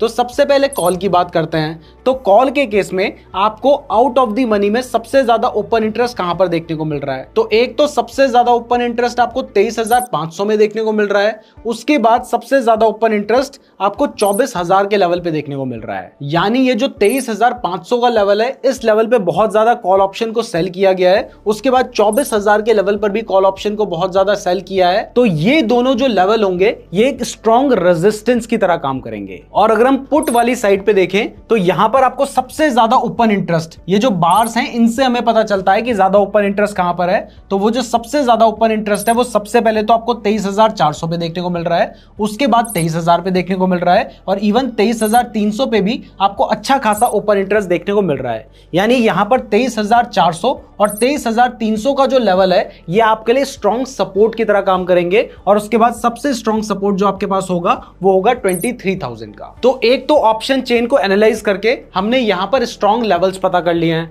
अब इसके बाद अगर आपको और ज्यादा चीजें पता करनी है तो यहां पर आपको एनालाइज वाले सेक्शन पे जाना है, और यहां पर आपको ओपन इंटरेस्ट का एक डेटा देखने को मिल रहा है, तो आपने इस पे क्लिक कर देना है। अब जैसे ही आप इस पे क्लिक करते हैं तो यहां पर आपको एक्सपायरी चूज करने का भी ऑप्शन देखने को मिल रहा है। तो यहां से आप अपनी एक्सपायरी चूज कर सकते हैं। तो मैंने 20 जून की एक्सपायरी को सेलेक्ट कर लिया है। तो यहां पर आपको जो बड़े बड़े ग्रीन कलर्स के बार देखने को मिल रहे हैं वो आपके लिए एक स्ट्रॉन्ग सपोर्ट होगा, और जो बड़े बड़े आपको रेड कलर के बार्स देखने को मिल रहे हैं वो आपके लिए एक स्ट्रॉन्ग रेजिस्टेंस होगा। तो यहां पर आपको 23,500 पे एक अच्छा खासा रेजिस्टेंस देखने को मिल रहा है, और यहां पर आपको जो सपोर्ट है वो 23,300 पे देखने को मिल रहा है। इसके अलावा यहां पर एक शो ओआई करके एक और ऑप्शन होता है, आपने इस पे क्लिक कर देना है, और जैसे ही आप इस पे क्लिक करेंगे तो यहां पर आपको दिखाई देगा कि कौन सी ऐसी स्ट्राइक प्राइस है जिस पे जो ओपन इंटरेस्ट है वो बढ़ा है। तो यहां पर हमें दिखाई देता है कि जो 23,500 है ना, यहां पर जो कॉल का ओपन इंटरेस्ट है वो बहुत ज्यादा बढ़ रखा है। तो इसका मतलब क्या है? इसका मतलब है कि जो सेलर्स हैं उनको लगता है कि मार्केट 23,500 पर नहीं जा पाएगा। तो यहां से आप कंफर्म हो सकते हैं कि इस एक्सपायरी तक जो कि है 20 जून की, मार्केट के 23,500 से पार जाने के जो चांसेस हैं वो कम है। इसके अलावा यहां पर आपको एक और चीज देखने को मिलती है जो कि है पीसीआर यानी पुट कॉल रेशियो। ये जो पुट कॉल रेशियो है, इससे भी हम मार्केट का जो मूड है उसको समझ सकते हैं। और वो समझने के लिए मैं वापस से आपको अपनी पीडीएफ के पास लेके चलता हूं। और यहां पर आप देख सकते हैं कि हमने लिखा है कि अगर पीसीआर रेशियो 1 से 1.3 के बीच में है तो माना जाता है कि मार्केट अप ट्रेंड में है। अगर 1.3 से ज्यादा है तो वहां पर ट्रेंड रिवर्स होने के चांसेस होते हैं। कब रिवर्स होगा ये कहा नहीं जा सकता, लेकिन चांसेस होते हैं। और अगर पीसीआर रेशियो 0.7 से 1 है तो यहां पर मार्केट डाउन ट्रेंड में है। और अगर वो 0.7 से नीचे चला गया है तो यहां पर ट्रेंड रिवर्स होने के चांसेस होते हैं।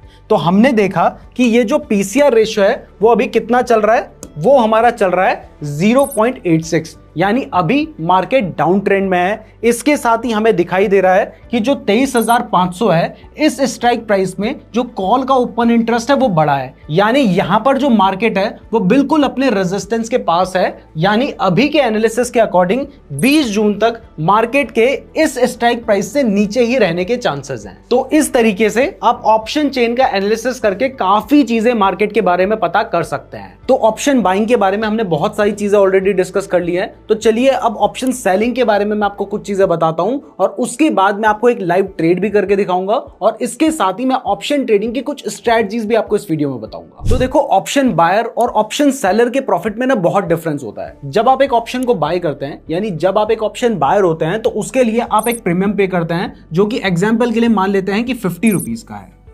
तो ये 50 रुपए का प्रीमियम देकर आप अनलिमिटेड प्रॉफिट अर्न कर सकते हैं, क्योंकि मान लीजिए आपने 3300 का कॉल ऑप्शन बाय कर रखा है किसी भी स्टॉक का, तो उसकी जो प्राइस है वो तो 3400, 3500, 4000, 5000 कितनी भी जा सकती है। यानी आप इस 50 रुपए को पे करके कितना भी प्रॉफिट कमा सकते हैं एज एन ऑप्शन बायर। और अगर आपको लॉस होगा तो सिर्फ ये 50 रुपीज का ही होगा, क्योंकि एज एन ऑप्शन बायर आपके पास राइट होता है किसी पर्टिकुलर एसेट को खरीदने का, वो आपकी ऑब्लिगेशन नहीं है। लेकिन ऑप्शन सेलर की ऑब्लिगेशन होती है, जिस वजह से ही उसको 50 रुपीज का प्रीमियम पे किया जाता है। तो इसका मतलब है कि जो ऑप्शन सेलर है ना, उसका जो प्रॉफिट है वो सिर्फ लिमिटेड होता है, और वो लिमिट कितनी है, वो उतनी है जितना प्रीमियम आपने पे किया है। जबकि उसको जो लॉस हो सकता है वो अनलिमिटेड हो सकता है। बट जब ऑप्शन सेलर को पता है कि उसको प्रॉफिट तो लिमिटेड होगा 50 रुपए का, लेकिन लॉस अनलिमिटेड हो सकता है, तो फिर कोई किसी ऑप्शन को सेल क्यों करेगा।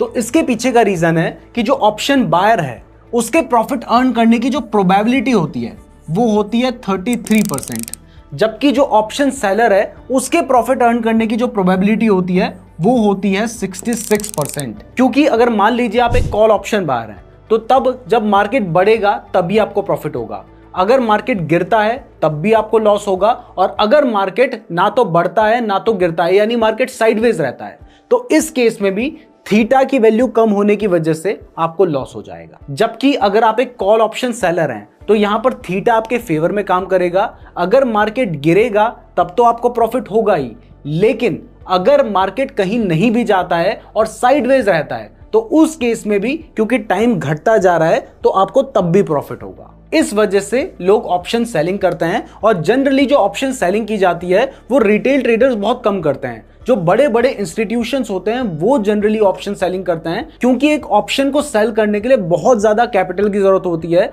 अगर आप कोई ऑप्शन बाय करना चाहते हैं तो उसका एक लॉट आपको 2000, 3000, 4000 या 5000 में आराम से मिल जाता है। लेकिन अगर आप उसी ऑप्शन को सेल करना चाहते हैं तो यहां पर उस ऑप्शन को सेल करने के लिए हो सकता है कि आपको 1 लाख या 1.5 लाख रुपए की जरूरत पड़े। तो चलिए अब मैं आपको ऑप्शन ट्रेडिंग की जो पॉपुलर स्ट्रेटजीज हैं उनके बारे में बताता हूं, और उसको मैं आपको प्रैक्टिकली दिखाता भी रहूंगा, और इसके बाद मैं आपको एक लाइव ट्रेड लेकर भी दिखाऊंगा, ताकि आपको प्रैक्टिकली समझ आए कि किस तरीके से ट्रेड लिया जाता है। तो सबसे पहली और सबसे कॉमन जो स्ट्रेटजी होती है वो होती है लॉन्ग कॉल। इस स्ट्रेटजी में आप एक कॉल ऑप्शन को बाय करते हैं उस स्ट्राइक प्राइस में जो स्ट्राइक प्राइस आपको लगता है कि स्पॉट प्राइस से एक्सपायरी के दिन पर कम रहेगी। प्रैक्टिकली इसको समझ लेते हैं। जैसे अगर मैं आपको दिखाऊं तो अभी चल रहा है बैंक निफ्टी 49,990 के आसपास, तो इसकी जो नेक्स्ट एक्सपायरी है वो हमें दिखाई दे रहा है कि वो है 19 जून को। तो अगर आपको लगता है कि 19 जून को बैंक निफ्टी 50,000 से ऊपर ही रहेगा तो आप 50,000 का कॉल ऑप्शन बाय कर सकते हैं, जिसको बाय करने के लिए आपको ऊपर सर्च करना है बैंक निफ्टी, और यहां पर 50,000 का आपको कॉल ऑप्शन बाय करना है तो आप 50,000 लिखेंगे तो जैसे ही आप 50,000 लिख देंगे तो यहां पर आपको दिखाई दे रहा है 19 जून 2024 50,000 का कॉल ऑप्शन। अब जैसे ही आप इस पर क्लिक करते हैं तो आपको दिखाई दे रहा है कि इसकी जो प्राइस चल रही है वो चल रही है 291 रुपीज। अब अगर आपको इसको बाय करना है तो यहां पर बाय का आपको ऑप्शन देखने को मिल रहा है, आपने उस पर क्लिक कर देना है और जैसे ही आप उस पर क्लिक कर देंगे तो उसके बाद यहां पर आप जितने लॉट्स बाय करना चाहते हैं वो आप कर सकते हैं। जैसे अगर आप एक लॉट बाय करना चाहते हैं तो ये हमें 4,368 रुपए का पड़ रहा है और आज में इसकी जो प्राइस है वो अभी तक 7% बढ़ चुकी है, जबकि मार्केट ओपन हुए अभी लगभग 2.5 घंटे ही हुए हैं। अब इसकी जगह पर अगर मान लीजिए आपको लगता है कि 19 जून के दिन जो बैंक निफ्टी है वो 51,000 से भी आगे रहेगा तो आप तब भी 50,000 को भी बाय कर सकते हैं, 50,100 को भी बाय कर सकते हैं, 51,000 को भी बाय कर सकते हैं। अब इसके बाद यहां पर हमें ऑप्शन ट्रेडिंग की जो सेकंड स्ट्रेटजी देखने को मिल रही है वो है बुल कॉल स्प्रेड। इस स्ट्रेटजी में हमें एक एटीएम कॉल ऑप्शन को बाय करना होता है और एक out of the money call option को सेल करना होता है। इससे क्या होगा कि आपका जो लॉस होगा वो भी लिमिटेड हो जाएगा और आपका जो प्रॉफिट होगा वो भी लिमिटेड हो जाएगा। ये वाली जो स्ट्रेटजी मैंने आपको बताई थी इसमें आप जितना भी पैसा देंगे वो सारा का सारा डूब भी सकता है और वो कितना भी बढ़ सकता है, लेकिन इस वाली स्ट्रेटजी में आपको जो पैसा होगा वो लिमिटेड ही जाएगा और अगर आएगा तो वो भी लिमिटेड ही आएगा, क्योंकि यहां पर आप एक eight the money call option को बाय कर रहे हैं और यहां पर आप एक out of the money call option को सेल कर रहे हैं। तो जब आप एक कॉल ऑप्शन को बाय करते हैं वहां पर आपका जो प्रॉफिट होता है वो अनलिमिटेड हो सकता है और लॉस लिमिटेड होता है, जितना पैसा आपने दिया है उतना ही। जबकि जब आप एक कॉल ऑप्शन को सेल करते हैं तो यहां पर आपको जो लॉस हो सकता है वो अनलिमिटेड हो सकता है, लेकिन जो प्रॉफिट होगा वो लिमिटेड होगा। जैसे अगर मान लो कि कोई स्टॉक है जो आपको लगता है कि एक्सपायरी के दिन उसकी प्राइस 1550 रुपए के आसपास रह सकती है, तो इस केस में आप एक 1400 का कॉल ऑप्शन बाय कर सकते हैं और एक 1700 का कॉल ऑप्शन आप सेल कर सकते हैं। तो अब ये करना कैसे होता है चलिए वो भी देख लेते हैं। तो इसके लिए हम आ गए हैं, यहां पर ऑप्शन वाला सेक्शन होता है, इसमें आने के बाद यहां पर बैंक निफ्टी में आप जाइए, यहां पर आपको कॉल का सेक्शन देखने को मिल रहा है, यहां पर पुट का सेक्शन देखने को मिल रहा है। अभी मैं एंजल वन का ऐप यूज कर रहा हूं, आप कोई दूसरा ट्रेडिंग ऐप यूज करते हैं तो हो सकता है वहां पे दूसरे फीचर हो और वहां पर आपको सर्च करके जाना हो, लेकिन एंजल वन में आपको सर्च करने की जरूरत नहीं है। यहां पर जितनी भी स्ट्राइक प्राइस है वो आपको एक जगह पर देखने को मिल जाती है। तो आपको दिखाई दे रहा है कि अगर मुझे बैंक निफ्टी में कॉल ऑप्शन को बाय करना है तो ये मुझे दिखाई दे रहा है कि 50,000 एट द मनी चल रहा है, तो मैं 50,000 का एक जो कॉल ऑप्शन है इसको मैं बाय कर सकता हूं, जो कि मुझे 4,664 रुपीज का मिलेगा।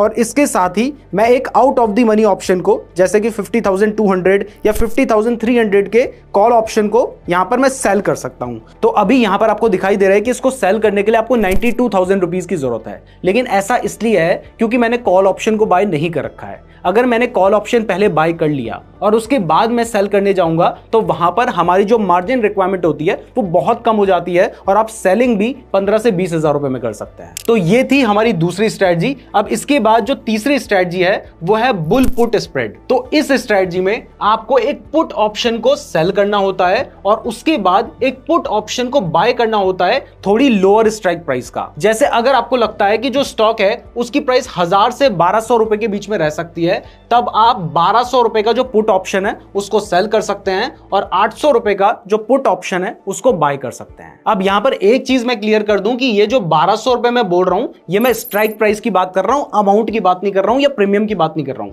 और ये मैं 800 रुपए जो बोल रहा हूं ये मैं स्ट्राइक प्राइस की बात कर रहा हूं। तो अगर मान लीजिए आप इस स्ट्रेटजी को अप्लाई करते हैं और 1200 रुपए के प्राइस पे आप एक पुट ऑप्शन को सेल कर देते हैं, तो जब आपने एक पुट ऑप्शन को सेल किया है तो हो सकता है कि उसको बाय करने के लिए किसी ने 1000 रुपए का प्रीमियम दिया होगा। तो यहां पर आपको जो प्रॉफिट हो सकता है वो मैक्सिमम 1000 रुपए का हो सकता है और लॉस कितना भी हो सकता है। तो अगर आप इतना बड़ा रिस्क नहीं उठाना चाहते हैं 1000 रुपए कमाने के लिए, अनलिमिटेड रिस्क, तो इसके साथ ही आपने 800 रुपए का एक पुट ऑप्शन बाय भी कर लिया है, जिसको बाय करने के लिए मान लेते हैं कि आपने 700 रुपए दे रखे होंगे या 800 रुपए की स्ट्राइक प्राइस की मैं बात कर रहा हूं। तो यहां पर आप 1000 रुपए कमा सकते हैं, यहां पे आपने 700 रुपए पे किए हैं।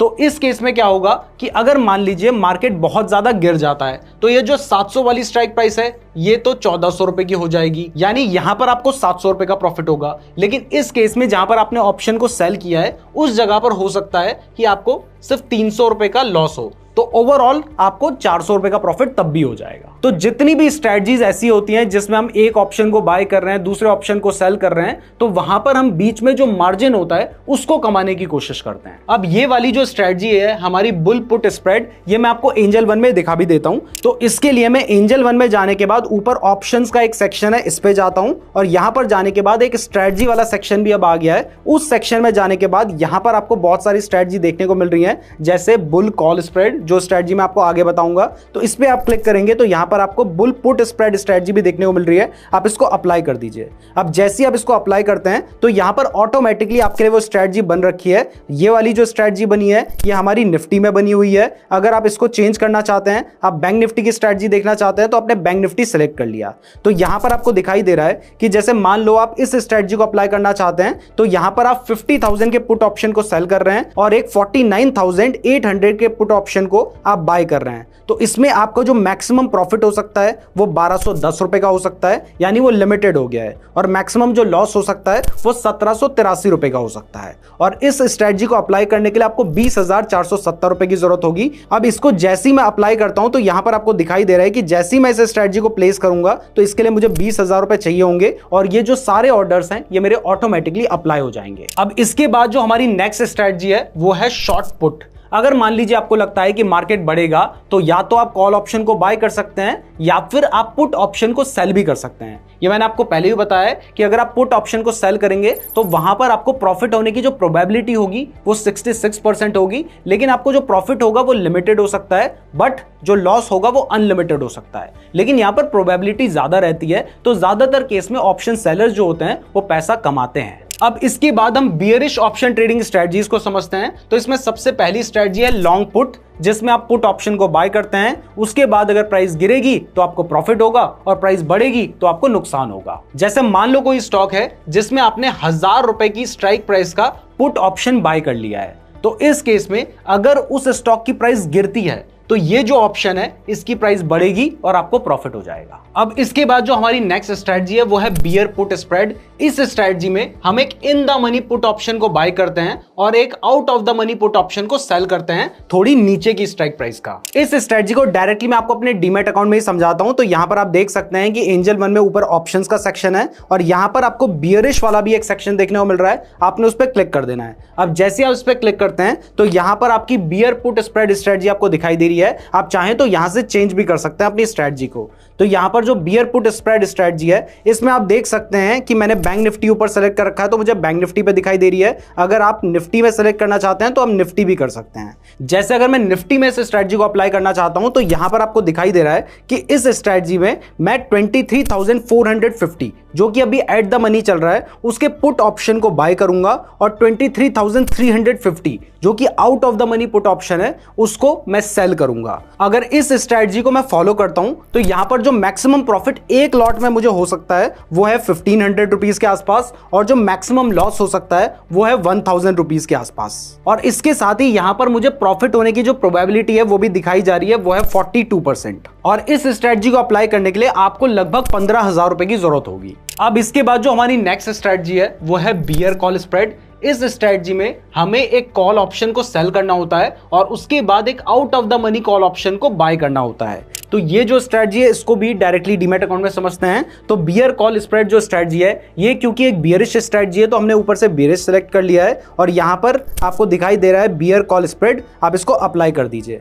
अब जैसे ही आप अप्लाई करते हैं तो ये स्ट्रेटजी अगर मान लीजिए आपको फिन निफ्टी में अप्लाई करनी है तो यहां से फिन निफ्टी सेलेक्ट कर लोगे तो आपको दिखाई दे रहा है कि फिन निफ्टी की जो एक्सपायरी है वो 18 जून पर है। अब यहां पर आपको ये स्ट्रेटजी दिखाई दे रही है, आप इस पर क्लिक कीजिए। जैसे आप इस पर क्लिक करते हैं तो आपको दिखाई दे रहा है कि इसमें आपको जो मैक्सिमम प्रॉफिट हो सकता है वो है 1,658 रुपए का, जो मैक्सिमम लॉस हो सकता है वो है लगभग 2,300 रुपए का और यहां पर प्रॉफिट होने की जो प्रोबेबिलिटी है वो 55% है। और इसमें आपको क्या करना होगा, आपने 22,400 का कॉल ऑप्शन जो कि eight the money call option है उसको सेल करना होगा और 22,500 का कॉल ऑप्शन जो कि out of the money call option है उसको आपने बाय करना होगा। तो इससे क्या हो रहा है, इससे आपका जो लॉस हो रहा है वो भी लिमिटेड हो जा रहा है, मतलब इससे ज्यादा लॉस आपको हो ही नहीं सकता और जो प्रॉफिट है वो भी लिमिटेड हो जा रहा है, लेकिन प्रॉफिट होने की जो प्रोबेबिलिटी है वो बढ़ जा रही है। अब इसके बाद जो नेक्स्ट स्ट्रेटजी होती है वो है शॉर्ट कॉल। इस स्ट्रेटजी में आप एक कॉल ऑप्शन को सेल कर देते हैं अगर आपको लगता है कि मार्केट गिर सकता है। तो ये आपको ऑलरेडी पता ही है। अब इसके बाद मैं आपको कुछ न्यूट्रल स्ट्रेटजीज भी बताता हूं। सबसे पहले मैंने आपको ये जो स्ट्रेटजीज बताई थी ये बुलिश स्ट्रेटजीज थी, इसके बाद ये जो स्ट्रेटजीज मैंने आपको बताई ये बियरिश स्ट्रेटजीज थी, और अब हम कुछ न्यूट्रल स्ट्रेटजीज को समझते हैं। न्यूट्रल स्ट्रेटजीज को आप तब अप्लाई करते हैं जब आपको लगता है कि जो मार्केट है वो एक रेंज में रहेगा, यानी वो ना तो बहुत ज्यादा गिरेगा ना तो बहुत ज्यादा बढ़ेगा। तो इस केस में हमें न्यूट्रल स्ट्रेटजीज को अप्लाई करना होता है।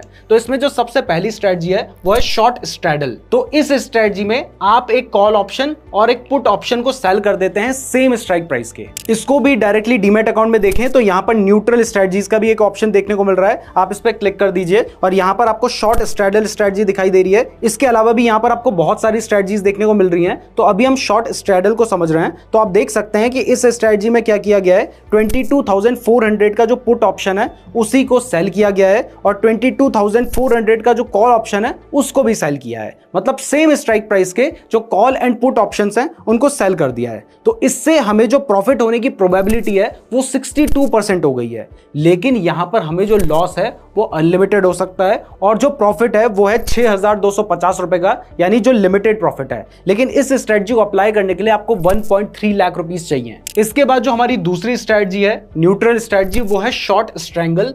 इस स्ट्रेटजी में हम क्या करते हैं, हम एक पुट ऑप्शन को सेल करते हैं और उसके बाद एक कॉल ऑप्शन को सेल करते हैं उससे थोड़ा ऊपर की स्ट्राइक प्राइस का। तो इसको भी डायरेक्टली डीमैट अकाउंट में समझ लेते हैं। तो यहां पर आपको शॉर्ट स्ट्रैंगल स्ट्रेटजी दिखाई दे रही है। इसमें आप देख सकते हैं कि आप 22,350 के पुट ऑप्शन को सेल कर रहे हैं और उसके बाद 22,450 के कॉल ऑप्शन को भी सेल कर रहे हैं। तो जैसा मैंने आपको बताया कि यहां पर आप एक पुट ऑप्शन को सेल करते हैं और उससे थोड़ा ऊपर की स्ट्राइक प्राइस के एक कॉल ऑप्शन को भी सेल करते हैं। तो यहां पर वो स्ट्रेटजी ऑलरेडी अप्लाई है। अब अगर इस स्ट्रेटजी को आप अप्लाई करते हैं तो यहां पर आपको प्रॉफिट होने की जो प्रोबेबिलिटी है वो बढ़कर 64% हो गई है। लेकिन आपको जो मैक्सिमम प्रॉफिट हो सकता है वो 4,450 रुपए का हो सकता है और जो मैक्सिमम लॉस है वो अनलिमिटेड हो सकता है। और इस स्ट्रेटजी को अप्लाई करने के लिए आपको 1,30,000 की जरूरत है और ये प्रॉफिट आपको तब होगा जब आपको लगता है कि मार्केट एक रेंज में ही रहने वाला है। अब इसके बाद मैं आपको कुछ वो स्ट्रेटजीज बताता हूं जो आप तब अप्लाई करते हैं जब आपको लगता है कि मार्केट में ब्रेकआउट हो सकता है। तो इसमें जो सबसे पहली स्ट्रेटजी है वो है लॉन्ग स्ट्रैडल। इस स्ट्रेटजी के ऊपर मैंने लगभग 3 साल पहले एक वीडियो सेपरेट बना रखी है, उसमें मैंने ट्रेड लेकर भी दिखाया था। तो इसमें आप क्या करते हैं, आप एक कॉल ऑप्शन को बाय करते हैं और एक पुट ऑप्शन को सेल करते हैं, वो भी सेम स्ट्राइक प्राइस के। तो इससे होता क्या है कि मान लीजिए आपने बैंक निफ्टी का 50,000 का कॉल ऑप्शन सेल भी कर दिया, बाय भी कर दिया। तो अब अगर मार्केट 50,000 से बहुत ज्यादा बढ़ जाता है तो आपको कॉल ऑप्शन में तो अनलिमिटेड प्रॉफिट हो जाएगा, लेकिन जो पुट ऑप्शन है उसमें तो लिमिटेड ही लॉस हो सकता है ना। तो इस केस में आप ओवरऑल प्रॉफिट में आ जाएंगे। या इसका उल्टा, अगर मान लीजिए मार्केट बहुत ज्यादा गिर जाता है तो इस केस में आपको पुट ऑप्शन में तो अनलिमिटेड प्रॉफिट हो जाएगा, लेकिन जो कॉल ऑप्शन है उसमें तो लिमिटेड ही लॉस हो सकता है, तो तब भी आप प्रॉफिट में आ जाएंगे। बस इसमें लॉस कब होगा आपको, जब मार्केट उसी रेंज में रहता है। तो ऐसे में थीटा डिके की वजह से आपको दोनों ऑप्शन में लॉस हो जाएगा। तो अब ये जो स्ट्रेटजी है मैं आपको ये भी हमारे डीमैट अकाउंट में दिखा देता हूं। तो इस स्ट्रेटजी का नाम है लॉन्ग स्ट्रैडल।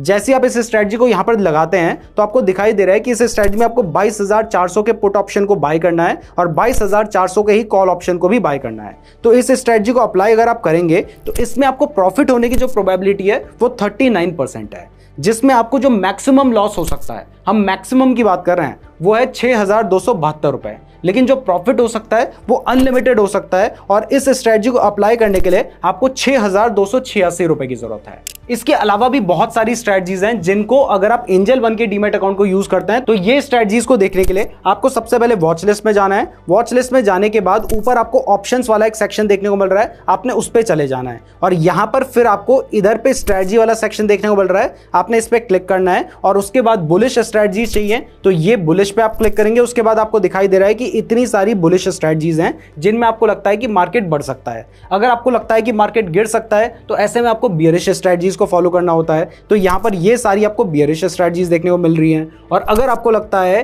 कि मार्केट बढ़ेगा घटेगा, आपको कोई आइडिया नहीं है, तो इस केस में आप न्यूट्रल स्ट्रेटजीज को फॉलो कर सकते हैं और न्यूट्रल में भी आपको इतनी सारी स्ट्रेटजीज देखने को मिल रही हैं। तो अब आपने ऑप्शन ट्रेडिंग की बहुत सारी स्ट्रेटजीज को भी समझ लिया है, तो अब फाइनली मैं आपको एक लाइव ट्रेड लेकर दिखाता हूं। ये जो लाइव ट्रेड मैं आपको लेकर दिखा रहा हूं, ये मैं आपको सिर्फ समझाने के लिए दिखा रहा हूं। यहां पर आपने प्रॉफिट एंड लॉस पे फोकस नहीं करना है, आपने सिर्फ समझने पे फोकस करना है कि किस तरीके से ट्रेड लिया जाता है। तो जैसे एग्जांपल के लिए आपको लगता है कि अभी मार्केट बढ़ने वाला है, तो यहां पर मैंने जो बहुत सारी स्ट्रेटजीज बताई हैं उनको तो आप अप्लाई कर सकते हैं, लेकिन सिंपली आपने मान लो अपने चार्ट में एनालिसिस करके देखा कि और आपको लगा कि यहां पर जो मार्केट है उसके बढ़ने के चांसेस लग रहे हैं, तो इस केस में आप क्या करते हैं, आप कॉल ऑप्शन बाय करते हैं। तो अगर आप बैंक निफ्टी का कॉल ऑप्शन बाय करना चाहते हैं तो आप ऊपर से बैंक निफ्टी जो भी स्ट्राइक प्राइस बाय करना चाहते हैं वो आप देख सकते हैं, निफ्टी का बाय करना चाहते हैं तो वो भी लिख सकते हैं। जैसे अगर मान लीजिए आपको लगता है कि अभी बैंक निफ्टी बढ़ने वाला है, तो आप बैंक निफ्टी का एट द मनी बाय करना चाहते हैं, इन द मनी बाय करना चाहते हैं, out of the money by करना चाहते हैं, ये सारे ऑप्शंस आपको देखने को मिल जाते हैं, या फिर आप सर्च करके भी देख सकते हैं। जैसे अगर मुझे लगता है कि जो बैंक निफ्टी है वो 50,000 से ऊपर जाने वाला है, तो यहां पर मैं क्या करूंगा, यहां पर मैं लिखूंगा बैंक निफ्टी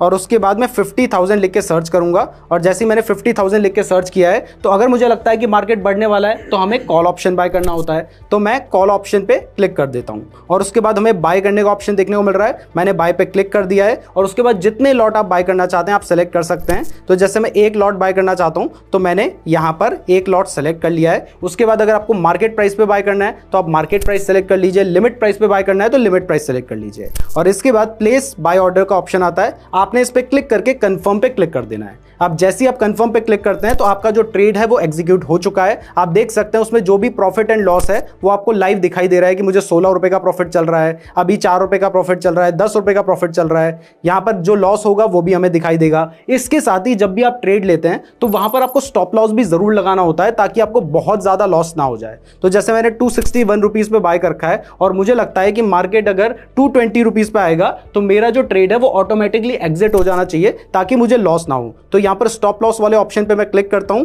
और उसके बाद जो प्राइस पे मुझे सेल करना है वो प्राइस मैं लिख देता हूं। तो मैंने 220 रुपीज यहां पर प्राइस लिख दी है और इस ऑर्डर को भी मैंने प्लेस कर दिया है। तो अब आपको दिखाई दे रहा है कि मेरा जो स्टॉप लॉस ऑर्डर है वो भी यहां पर लग चुका है जो कि 220 रुपीज का है। अब इसके बाद अगर प्राइस बढ़ने लग जाती है तो जो भी मुझे प्रॉफिट होगा मैं अपनी पोजीशन को एग्जिट करूंगा और मुझे वो प्रॉफिट मिल जाएगा। और अगर प्राइस बहुत तेजी से गिरने लगती है तो जैसे ही प्राइस 220 रुपए के आसपास आएगी मेरा ऑटोमेटिकली स्टॉप लॉस हिट हो जाएगा और मुझे मिनिमम ही लॉस होगा, मतलब मेरा पूरा पैसा नहीं डूबेगा। अभी 54 रुपीज का मुझे प्रॉफिट चल रहा है, 97 रुपीज का प्रॉफिट चल रहा है, 96 रुपीज का, 117 रुपीज का प्रॉफिट हो गया, 104 रुपीज का प्रॉफिट हो गया है। ये ट्रेड मैंने सिर्फ एग्जांपल के लिए ले रखा है, मैंने कोई भी टेक्निकल एनालिसिस नहीं किया है इस ट्रेड को लेने से पहले, तो मुझे लॉस भी हो सकता है, प्रॉफिट भी हो सकता है। तो इस तरीके से ट्रेड लिया जाता है। आप देख सकते हैं कि इसमें मुझे अभी 55 रुपीज का प्रॉफिट चल रहा है। तो अगर मुझे लगता है कि मेरे को सफिशिएंट प्रॉफिट हो गया है तो हमने क्या करना होता है, अपने ट्रेड को एग्जिट करना होता है। लेकिन अगर मैं ऐसे ही एग्जिट करने जाऊंगा